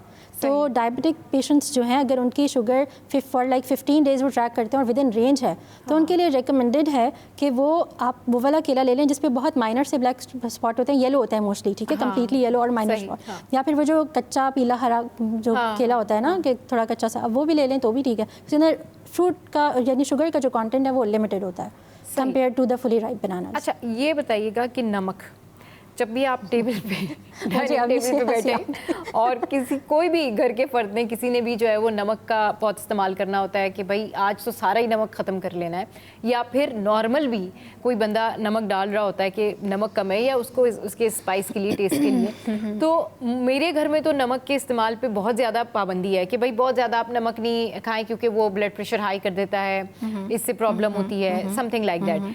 ये किस हद तक ठीक है कि भाई आपको नमक का इस्तेमाल कम करना चाहिए, ये बताएं। देखिए, जैसे आपने अभी बात कही थी, which is very good statement कि excess of everything is bad. तो आपको पता होना चाहिए कि आपकी बॉडी की रिक्वायरमेंट कितनी है, ठीक है, मतलब कितना आपको सॉल्ट अलाउ है कि आपने कितना लेना है, रिगार्डलेस ऑफ द फैक्ट कि किस टाइप का आप ले रहे हैं। सही। अब बात ये है कि हमें लगता है कि जैसे आपको बताया जाता है, जैसे आपने कहा कि ज़्यादा लेने की ज़रूरत नहीं है, कम लें या ना लें, ठीक है। अक्सर हमारे यहाँ ये भी होता है कि जी हमें तो ब्लड प्रेशर है, क्योंकि नमक की वजह से ब्लड प्रेशर बढ़ता है, तो हमने लेना ही छोड़ दिया, which is again a very wrong concept. क्योंकि देखिए, सोडियम समझें वो एक ऐसी चीज़ है जो आपकी बॉडी की नर्व फंक्शनिंग के लिए, मसल फंक्शनिंग के लिए ज़रूरी है। अगर आप उसे डाइट से बिल्कुल ऑब्सोलीट कर देंगे तो क्या होगा? ऑब्वियसली आप पट्ठों में दर्द के शिकायत अक्सर लोग कोई रियलिटी तो नहीं है ना कि अगर आप नमक का इस्तेमाल कर रहे हैं अपनी डाइट में तो वो आपको आपका ब्लड प्रेशर इंक्रीज नहीं कर रहा है। अगर आप ज़्यादा क्वांटिटी में करेंगे तो डेफिनेटली अच्छा बैलेंस ले रहे हैं तो ठीक है, डेफिनेटली करेगा। और अगर आप अपनी राइट अमाउंट में ले रहे हैं तो वो फिर आपको आपकी मसल फंक्शनिंग, नर्व फंक्शनिंग के लिए बेहतर है। तो ऑब्सोलीट ना करें, लिमिट करें। और टाइप फ्रॉम जो प्रोसेस्ड फूड है ना, उनके अंदर सॉल्ट कंटेंट ज़्यादा है।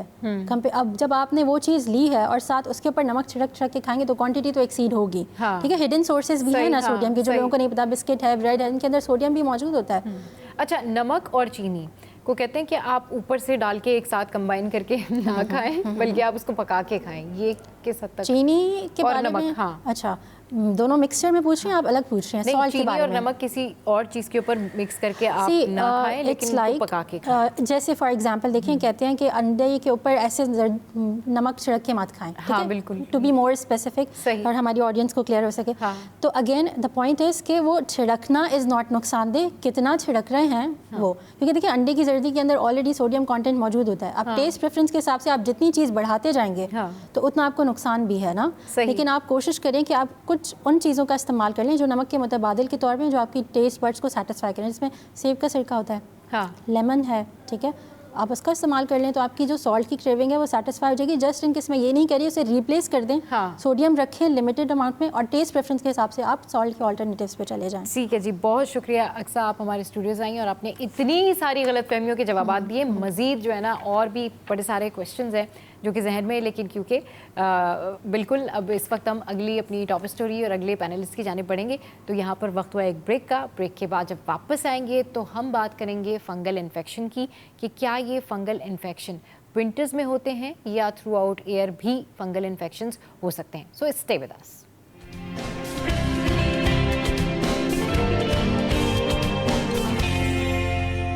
Welcome back. तो जनाब, इस वक्त हम बात करेंगे अब एक और इम्पॉर्टेंट टॉपिक फंगल इन्फेक्शन से रिलेटेड।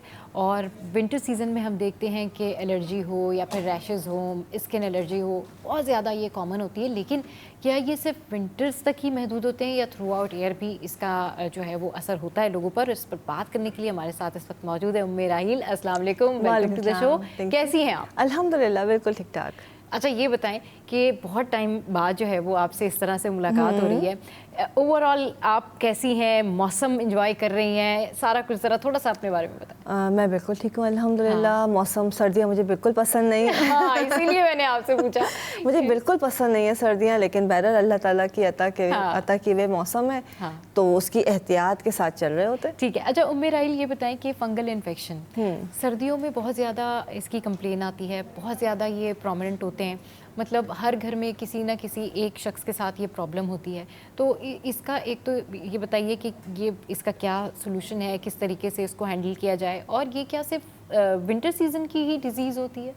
नहीं, देखो यहाँ पे मैं आपको क्लियर करूँगी कि फंगल इन्फेक्शन को हमने रिलेट कर दिया है विंटर्स के साथ। अच्छा। और हम फंगल इन्फेक्शन उसको समझते हैं जो कि सिर्फ नेल्स ख़राब हो जाए, नाखून के अंदर फंगस लग गया है तो इन्फेक्शन है, या सर में अगर कोई इन्फेक्शन हो गया है तो हम कहते हैं ये इन्फेक्शन है। बट अगर देखा जाए तो फंगल इन्फेक्शन जो है वो ओवरऑल पूरा साल चल रहे होते हैं, और आजकल जो कॉमन चल रहा है वो स्किन का फंगस है। अच्छा। जिसको हम काउंट ही नहीं करते। बहुत सारे पेशेंट्स आते हैं, बच्चियाँ आती हैं, इट्स वेरी कॉमन कि पूरा उनका चेस्ट है, पूरे आर्म्स पे ब्राउन स्पॉट्स होते हैं। वो कहते हैं पिगमेंटेशन हो गई है, बट वो पिगमेंटेशन नहीं होती, वो फंगल इन्फेक्शन होता है। अच्छा, ये फंगल इन्फेक्शन, क्योंकि उसको ज्यादातर लोग यही कहते हो मेरा कि ये तो पिगमेंटेशन है, पिगमेंटेशन है, डिस्कलरेशन है। अच्छा, पूरा आते हैं पेशेंट आते हैं, डिफरेंट ट्रीटमेंट्स करवा रहे होते हैं, वो कहते हैं जी ये तो स्किन का कलर ख़राब हो गया है और पूरी बैक भर गई है। ये मोस्टली जो है आपका नेक से शुरू होता है, आपके दोनों आर्म्स, चेस्ट एंड बैक, ये भरा हुआ होता है, इसका कलर ख़राब हो जाता है, स्पॉट्स आ जाते हैं बारीक बारीक। अच्छा, वो कहीं कहीं लगता है ब्राउन स्पॉट्स है, कहीं रेडिश टोन होती है, आपके स्किन कलर से डार्कर होता है। तो उसको वो पिगमेंटेशन काउंट कर रहे होते हैं या डिस्कलरेशन, बट वो एक कॉमन फंगल इन्फेक्शन है। सही। तो एक तो वो इन्फेक्शन हो गया। फिर सेकंड नंबर पे जो नेल्स के अंदर आ जाता है वो बहुत कॉमन है कि नेल्स ख़राब हो जाते हैं, जैसे ग्रीन एंड ब्लू फंगस लग जाता है। फिर उसके बाद बालों में लग जाता है, स्कैल्प के अंदर ज़ख़म बन जाते हैं कि जी फंगल इन्फेक्शन है, उसके डिफरेंट शैम्पूज़ आ रहे होते हैं। बट ये होता क्यों है? फंगी हमारी बॉडी के अंदर मौजूद है, हर तरह का बैक्टीरिया, हर तरह की चीज़ अल्लाह ताला ने सिस्टम में रखी है ताकि वो डिफेंस करे, अपने आप को डिफेंस करे, बचाए। लेकिन बहुत सारी चीज़ों का बेजा इस्तेमाल जो है ना, उसका बैरियर तोड़ देता है और वो आउट ऑफ कंट्रोल होकर आपको नुकसान पहुंचाना शुरू करते हैं। सही। तो यही आपके स्किन के फंगस का होता है, यही आपके नेल के फंगस का होता है। सर्दी की जो आपने बात की तो उसमें होता क्या है कि जो भी इन्फेक्शन है उसमें आपने स्किन को मॉइस्ट या गीला नहीं रखना है। अच्छा। गीला होने से या बहुत ज़्यादा जहाँ पे पसीना आ रहा होता है या जहाँ पे स्किन डैम्पन रहती है वहाँ पे जो है फंगस ज़्यादा जल्दी लगती है। फफूंदी कहाँ लगती है? गीली जगह है, या आप समंदर में भी देखेंगे कि जो अलगाई होती है वो कहाँ लगती है? गीली जगह पे लगती है। उसके अलावा दूसरे तीसरे जो कहना चाहिए इसकी सिम्टम्स या कंडीशन ये होती है कि आपको चोट लग गई है, आपको कोई कट लग गया है, या आपकी खवातीन जो है जब वो डिश वॉशिंग कर रही होती हैं, बर्तन ज़्यादा धो रही होती हैं, तो वो साइडों के ऊपर जो कट जो लगता है, कट लग के रेड सा हो जाता है। अच्छा, कट लग गया, आपके स्किन या तो ड्राई हो गई है या कोई इंजरी हुई है, किसी भी वजह से आपके स्किन का बैरियर टूट गया है। अब उसमें डस्ट जा रहा है, उसके अंदर कोई भी चीज़ जा रही है बाहर से, तो वो फंगस में कन्वर्ट हो जाता है। ओके, ठीक है। अच्छा, ये डिफरेंट कंडीशंस होती हैं, जब हम इसको बहुत नॉर्मल समझते हैं, बस पैर में लगा है, ये दवा खाएंगे ठीक हो जाएगा। फिर किस तरह से इससे बचा जा सके, या अगर हो ही जाए फंगस इन्फेक्शन तो फिर क्या उसकी ट्रीटमेंट? पहली चीज़ ये कि आपने अपना लाइफस्टाइल चेंज करना है। अच्छा, ठीक है, अपने रूटीन को चेक करना है, अपने स्किन को ड्राई रखना है, ये बहुत इंपॉर्टेंट है। बहुत सी जगह पे जहाँ पे जैसे सर्दी की भी हमने बात की कि बहुत से ममालिक जो होते हैं ठंडे जो होते हैं वहाँ पे लोग सॉक्स पहन के रखते हैं, डबल सॉक्स पहने हुए, बहुत सारे कपड़े पहने हुए, उससे कहते हैं अंदर पसीज जाता है। वो पसीजने की वजह से एथलीट फूड्स जिसे कहते हैं, कैंडिडास कहते हैं, ये डिफरेंट टाइप के जो फंगस हैं वो लग जाते हैं, क्योंकि वो पसीना आता है या पसीजने की वजह से वहाँ पे बैक्टीरिया पैदा हो जाता है। सही। और इसीलिए सर्दी में उसको ज़्यादा काउंट करते हैं कि बंदा कवर करके रख रहा होता है, उसको हवा नहीं लगती है। तो आपने ऐसी किसी भी कंडीशन के अंदर एक तो आपने जो भी इस तरह की जो चीज़ें अंडरगारमेंट्स हो गए, सॉक्स हो गए, इसको डेली चेंज करना है। सही। अपनी स्किन को थोड़ी सी रोशनी, धूप, हवा लगानी है और ड्राई रखना है, ये तो सबसे इम्पॉर्टेंट है। सही। और अगर ज़्यादा हो भी गया किसी वजह से तो डिफरेंट चीज़ें हम दवाइयों के ऊपर तो हम बाद में आएंगे। एप्पल साइडर विनेगर, अच्छा, सेब का सिरका, 1 चमचा आपने 1 कप पानी में डाला है, इसको आपने दिन में 2 बार पीना है। इट्स वेरी इंपॉर्टेंट क्योंकि ये आपका इंटरनल। अच्छा, कंटिन्यू करते हैं, लेकिन लाइव कॉलर हमारे साथ है। हम कौन बात करें, कहाँ से? जी मैडम, मैं डेरा बुटी से बात कर रहा हूँ, जाकिर हुसैन जी। पूछिए, क्या पूछना चाहेंगे? आप अपने टीवी का वॉल्यूम पहले जो है ना वो बंद कर दीजिए प्लीज।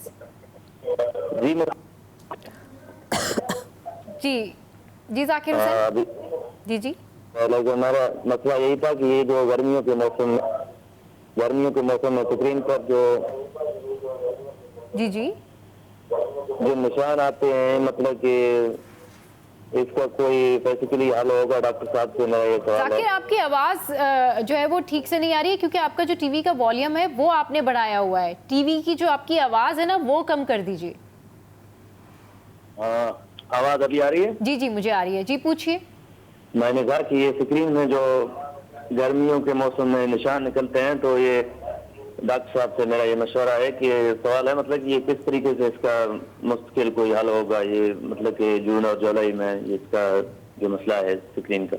किस तरह के किस तरह के निशानात? एलर्जी या स्किन इन्फेक्शन या क्या? ये मतलब टीप निकलते हैं, छोटे छोटे आते हैं ये स्क्रीन पर, छोटे छोटे दाने आते हैं, छोटे हैं, ज्यादा बड़े भी नहीं है।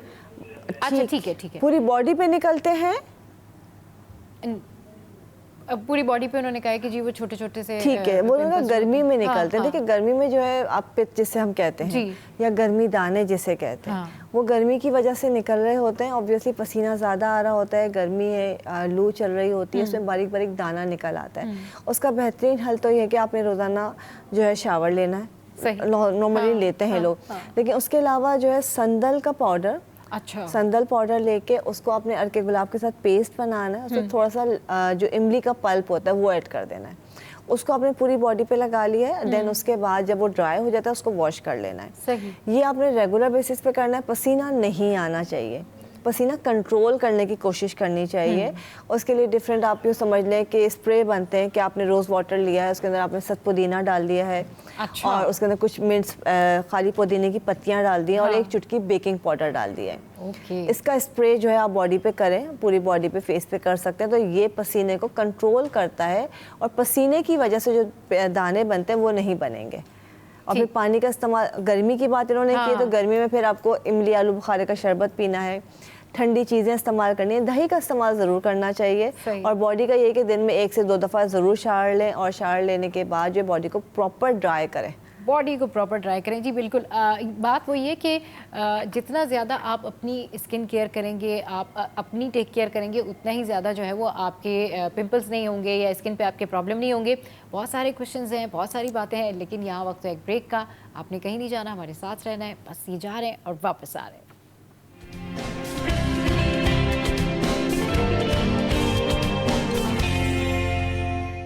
Welcome back. तो हम बात कर रहे हैं स्किन इन्फेक्शन से रिलेटेड, और बहुत सारे लोग इसको जिस तरह से विंटर से जोड़ देते हैं।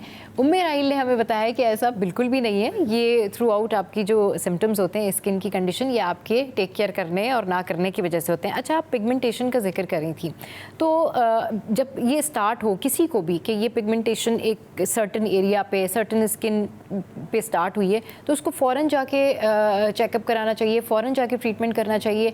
अगर वो ये नहीं करते, जो मोस्टली लोग नहीं करते कि उन्हें पता ही नहीं होता, तो उससे फिर क्या वो पूरे में जो है वो फैल जाते हैं, या फिर वो मजीद, जैसे आपने बताया कि स्कैल्प तक जो है वो फिर प्रॉब्लम शुरू हो जाती है? देखिए, स्किन के जो फंगल इन्फेक्शन है उसको नॉर्मली लोग उसको फंगस समझते ही नहीं है। पहली बार उनको समझ ही नहीं आता कि फंगस है, वो समझे डिस्कलरेशन हो गई है, शायद धूप की वजह से हो गई है, किसी वजह से हो गई है। दूसरी इंपॉर्टेंट बात है कि वो उनके फेस पे नहीं है, तो वो उसको इम्पोर्टेंस देते ही नहीं है।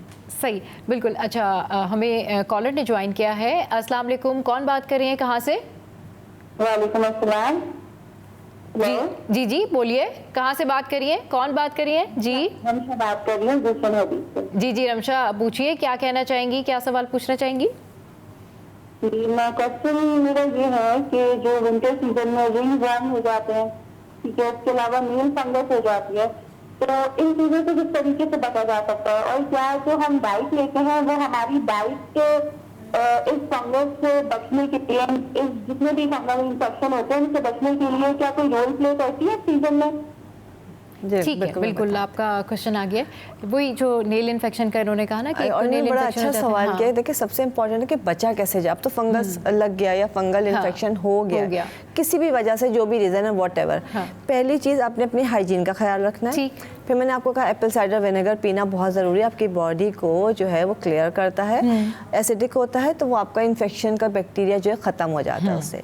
तीसरी चीज़ जो है, आपने जैतून का तेल लेना है, उसके अंदर जैसे आपने आधी प्याली जैतून का तेल लिया है, उसके अंदर 4 से 5 जो ये वो आप नेल के लिए, ये नेल के लिए, सर के लिए, हर जगह लगाने के लिए, वो जो नेल में साइडों पे वो येलो येलो सा हो जाता है या रेड हो जाता है, फिर ऐसा होता है सब कि वो नेल जो है ना आपको फूल जाता है या वो पकने लगता है, ग्रीन होता है, बाकायदा लोगों के पूरे नेल्स निकल जाते हैं, फिर दोबारा होते हैं, वो दोबारा हो जाता है और रिपीट होता रहता है। ऐसे कि जब वो बैक्टीरिया नहीं ख़त्म होगा तो आपके 50,000 दफ़ा भी नेल निकल जाए लेकिन वो दोबारा आएगा, इसलिए कि उसका बैक्टीरिया ख़त्म करना ज़रूरी है। सही। आपने जैतून का तेल लिया, उसमें लहसुन के जवे क्रश करके डाल दिए 4 से 5 और उसके अंदर टी ट्री ऑयल डाल दिया। इसका आपका एक मिक्सचर बन गया है। अब ये आपने जहाँ जहाँ पे फंगस है, चाहे आपके सर है, चाहे आपकी बॉडी है, खासकर नेल्स के ऊपर, इसको आपने लगाना है। ठीक है। अच्छा, एक और कॉलर है। अस्सलाम वालेकुम, कौन बात करिए, कहाँ से? जी बेटा, वालेकुम अस्सलाम। मेरा बच्चा, मैं कराची से बात कर रही हूँ। आप कैसी हैं? मैं बिल्कुल ठीक ठाक, आप बताइए। बड़ा प्यारा प्रोग्राम करती है, बहुत अच्छा लगता है जब आपको आता है देखने में। अच्छा जी। मेहमान भी बहुत अच्छे बुलाते हैं, जज़ाकल्लाह जी, थैंक यू वेरी मच। राहिला बहन आई है और हम उनको देख रहे हैं, अभी मैंने लगाया। तो मुझे एक तो मेरे सर में बेटा खुश्की बहुत है, स्किन में, बालों के, और बड़ी खुजली तो आता है, सर में जुए करनी, मैं तेज लगा के रखती हूँ, कलर भी करती हूँ बालों में। तो इसका बताएं। जिससे मुझे पाँव में एक्जिमा टाइप का हो गया, उसके लिए कोई दवा बताएं। जो सुबह आ रही थी समा पे, मैंने कॉल की लेकिन वो इतनी बदतमीज खातून वो बात ही नहीं करा के दे रही थी। एक आप लोग का चैनल है, मैं जब करती हूँ हर दफा हमारी बात होती, चैनल है। चले जी, ये आपका अपना चैनल है? बिल्कुल बिल्कुल। देखा, मैं इसलिए कि अभी मेरा बच्चा एक मिनट सुन लेना, ये चैनल हम भी देख रहे हैं ना, हमारे लिए आप लोग लाते हो तो हमें चीजों की नॉलेज होती है। चले जी, ठीक है। बता देती मिसेस हाँ नहीं, मिसेस इतनी कॉल्स होती है कि वो अक्सर नंबर नहीं आ रहा है। जैसे इन्होंने कहा कि एक तो इनके डैंड्रफ है, सर में खुश्की है। अच्छा, नॉर्मल खुश्की जो है उसको कंट्रोल करना इजी होता है। ब्लड सर्कुलेशन सबसे इंपॉर्टेंट चीज़ है। आपने सिंपल जैसे ऑयल तो लगा रही है, लेकिन आपने स्कैल्प का मसाज करना है फिंगर टिप्स के साथ, नॉट नेल्स। नाखून नहीं लगना चाहिए, स्क्रैच पड़ेगा, इन्फेक्शन बढ़ जाएगा। राइट। सिर्फ आपने टिप्स के साथ सर का मसाज करना है। अच्छा, ये मसाज रोज़ाना करना है, इसमें कुछ लगाने की नीड नहीं है। इतनी देर करना है कि आपके फिंगर टिप्स चिकनी हो जाए। फिर एक और नुस्खा मैं बता देती हूँ, बहुत ही आसान है, वो भी डैंड्रफ के लिए, कि आपने एक जैसे आधी प्याली दही ली है, उसमें 1 चमचा शुगर, चीनी या गुड़ डाल दीजिए उसमें, और उसके साथ जो है आपने उसके अंदर काली मिर्च ऐड करनी है, दरदरी मोटी मोटी सी, और इसको पूरे बालों में लगा के अपने हल्के हल्के मसाज करना है। इसको हफ्ते में सिर्फ 2 बार करना है। आप ये करके उसके बाद वॉश कर लीजिए। वॉश करके आप जो भी शैम्पू इस्तेमाल करें वो सल्फेट फ्री होना चाहिए। बहुत ज़्यादा गर्म पानी इस्तेमाल नहीं करना है, गीले बालों को बांधना नहीं है, किसी का तौलिया इस्तेमाल नहीं करना है। तो ये आप करेंगे तो इंशाअल्लाह ताला बहुत जल्दी जो सर की खुश्की है वो ठीक हो जाएगी। सही। अच्छा, पाँव का इन्होंने बताया था कि एक्जिमा हो रहा है। एक्जिमा सोरायसिस सर्दियों में बढ़ जाता है, इसलिए कि ये होता है ड्राइनेस की वजह से। पहले एक्जिमा होता है, पहले स्किन ड्राई होती है, फिर उस पर रैशेस पड़ते हैं, देन वो एक्जिमा बनता है, देन वो फिर सोराइसिस में कन्वर्ट हो जाता है। अगर आप पहले स्टेज पे स्किन की केयर कर लेते तो वो ख़राब होने से बच जाता है। अगर अब एक्जिमा हो गया है तो इन्होंने पहले तो ये करना है कि उसको हर वक्त मॉइस्चराइजिंग मतलब क्रीम लगा के या बाम लगा के रखना है। दूसरा ये कि नीम का साबुन आता है, नीम के सोप जो है उससे अपने बॉडी को वॉश करना है। तीसरी चीज़ ये जाम्बे, तारा मीरा का जो तेल होता है वो बेस्ट है इसके लिए। आपने तारा मीरा का तेल लेना है, उसमें कुछ नीम की ताज़ा पत्तियां डाल के उसको पकाना है, उस तेल को संभाल के रख लीजिए। आपने जहाँ पे भी एक्जिमा उस तेल को लगाना है, थोड़ी सी इचिंग होगी लेकिन आपने 5 मिनट बर्दाश्त कर लेना है, देन उसके बाद उसको वॉश कर लेना है। इंशाल्लाह कुछ दिन करेंगे तो वो एक्जिमा जड़ से गायब हो जाता है। ठीक। अच्छा, ये जो फटी एड़ियाँ होती हैं सर्दियों में, इसकी बड़ी कंप्लेन होती है और हम देखते हैं कि लोग अपनी स्किन का ख्याल भी करते हैं और वो पेडिक्योर भी करवा रहे होते हैं, सारे ट्रीटमेंट्स ले रहे होते हैं, लेकिन फटी एड़ियों का जो है ना, देखिए मिल नहीं पाता परमानेंटली कि वो आप रेगुलर केयर करते रहे और वो। हाँ, लेकिन होता है कि जैसे ड्राइनेस है, आपका पानी बॉडी हम पानी पीना कम कर देते हैं। इससे पहले एक बात और करूँगी, पहले जो कॉलर थे उन्होंने कहा था कोई ऐसी चीज़ खाने की। देखिए, खाना सबसे इम्पॉर्टेंट है, इसलिए मैं इस पर आई हूँ कि खाना सबसे इम्पॉर्टेंट है। अगर आपकी इम्यूनिटी स्ट्रॉन्ग है, आपकी डाइट हेल्दी है। अच्छा, डाइट हेल्दी का मतलब ज़्यादा नहीं खाना, कम खाना है लेकिन हेल्दी खाना है, तो आप बहुत सारी बीमारियों से वैसे ही लड़ जाते हैं। मतलब आपकी बॉडी का जो डिफेंस सिस्टम है वो इतना स्ट्रांग होता है कि वो आपको नुकसान पहुंचने नहीं देता, हर चीज़ को खुद ही रोक लेता है। तो इम्यूनिटी को स्ट्रांग करना ज़रूरी है। उसमें तुलसी बहुत अच्छा है, मोरिंगा बहुत अच्छा है। तुलसी की आप चाय बना के पी लीजिए, मोरिंगा आप खा सकते हैं, उसके पत्तों का कहवा बना के पी सकते हैं। जो हमारे गर्म मसाले उसकी चाय बना के आप पीना शुरू कर दीजिए, ये आपके इम्यूनिटी बूस्टर्स हैं। मौसम चेंज हुआ है, किशमिश, बादाम, इंजीर, ये 3 चीज़ें 3-3, 4-4 दाने रोज़ाना अगर आप भिगो के खाते हैं तो ये आपका इम्यूनिटी डेवलप करेगा और आपकी बहुत ज़्यादा स्किन जो है आपकी सही होना शुरू मतलब सही रहेगी। अच्छा, फटी हुई एड़ियों के लिए मैं बताऊंगी कि एक तो हम नॉर्मली क्रीम लगा रहे होते हैं या आप जो है ना कोई लोशन लगा रहे होते हैं। इसके लिए आपने करना क्या है कि सिंपल जो है आपने जो वैक्स होता है, बीज वैक्स ले लें या कैंडल ले लें, उसको आपने मेल्ट करना है। मेल्ट करने के बाद एक येलो कलर की बहुत पुराने ज़माने की वो आती है, जैसे ना बाम आती है जैसे वेस्लिन टाइप की, उसका नाम नहीं ले रही, तो वो येलो कलर की बड़ी मशहूर ज़माना है, बचपन से हम देखते आ रहे हैं। उसको अपनी बीज वैक्स में डालना है।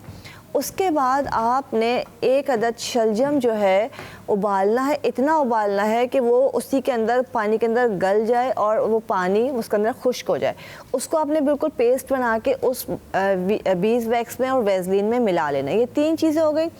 चौथी चीज़ आप उसमें डालेंगे बोरिक पाउडर आधा चमचा और टी ट्री ऑयल 1 चमचा। ये तमाम चीज़ें मिलाएंगे जब आप, तो एक बड़ा अच्छा सा बाम बन जाएगा। सही। इसको अपने पैरों पे लगाना है, सॉक्स पहन लीजिए और पूरी रात नहीं पहन सकते तो ऊपर से काट के सिर्फ एड़ी के एरिया जो है वो कॉटन सॉक्स से कवर कर लें, या 1 घंटे आधे घंटे के लिए क्लिंग शीट बांध लीजिए। सही। इसको बांधने उसको आप उसको वॉश कर दीजिए या साफ कर दीजिए, इसको चिकनाई रहने दीजिए। कुछ दिन करेंगे तो वो जो है आपकी एड़ियाँ सही होना शुरू हो जाएंगी। दूसरा ही, जब भी आप नहाते हैं उसके पानी में, हर कोई तो शावर से नहीं नहाता, बाल्टी में पानी भरते हैं, लोगों के घरों में पानी नहीं आता है, उस पानी में 1 चमचा बादाम का तेल सही डाल लीजिए और उस पानी से आप नहाना शुरू कर दीजिए। तो वो आपकी बॉडी को ड्राई नहीं होने देगा और ये जो स्किन का फटना या एड़ियों का फटना ये सही हो जाएगा। चलिए जी, बहुत शुक्रिया। उम्मे राहील हमारे साथ मौजूद थी और बहुत सारे कॉलर्स के जो क्वेश्चंस थे उनका भी जवाब दिया। तो आज के शो से फिलहाल इतना ही। आज का शो कैसा लगा इसका फीडबैक जरूर दीजिएगा। सोशल मीडिया पर आप हमें ज्वाइन कर सकते हैं। आज के शो से फिलहाल इतना ही। अपना बहुत ख्याल रखिए। कल फिर आएंगे नई टॉप स्टोरीज के साथ, नए इश्यूज के साथ। Keep watching city at 10।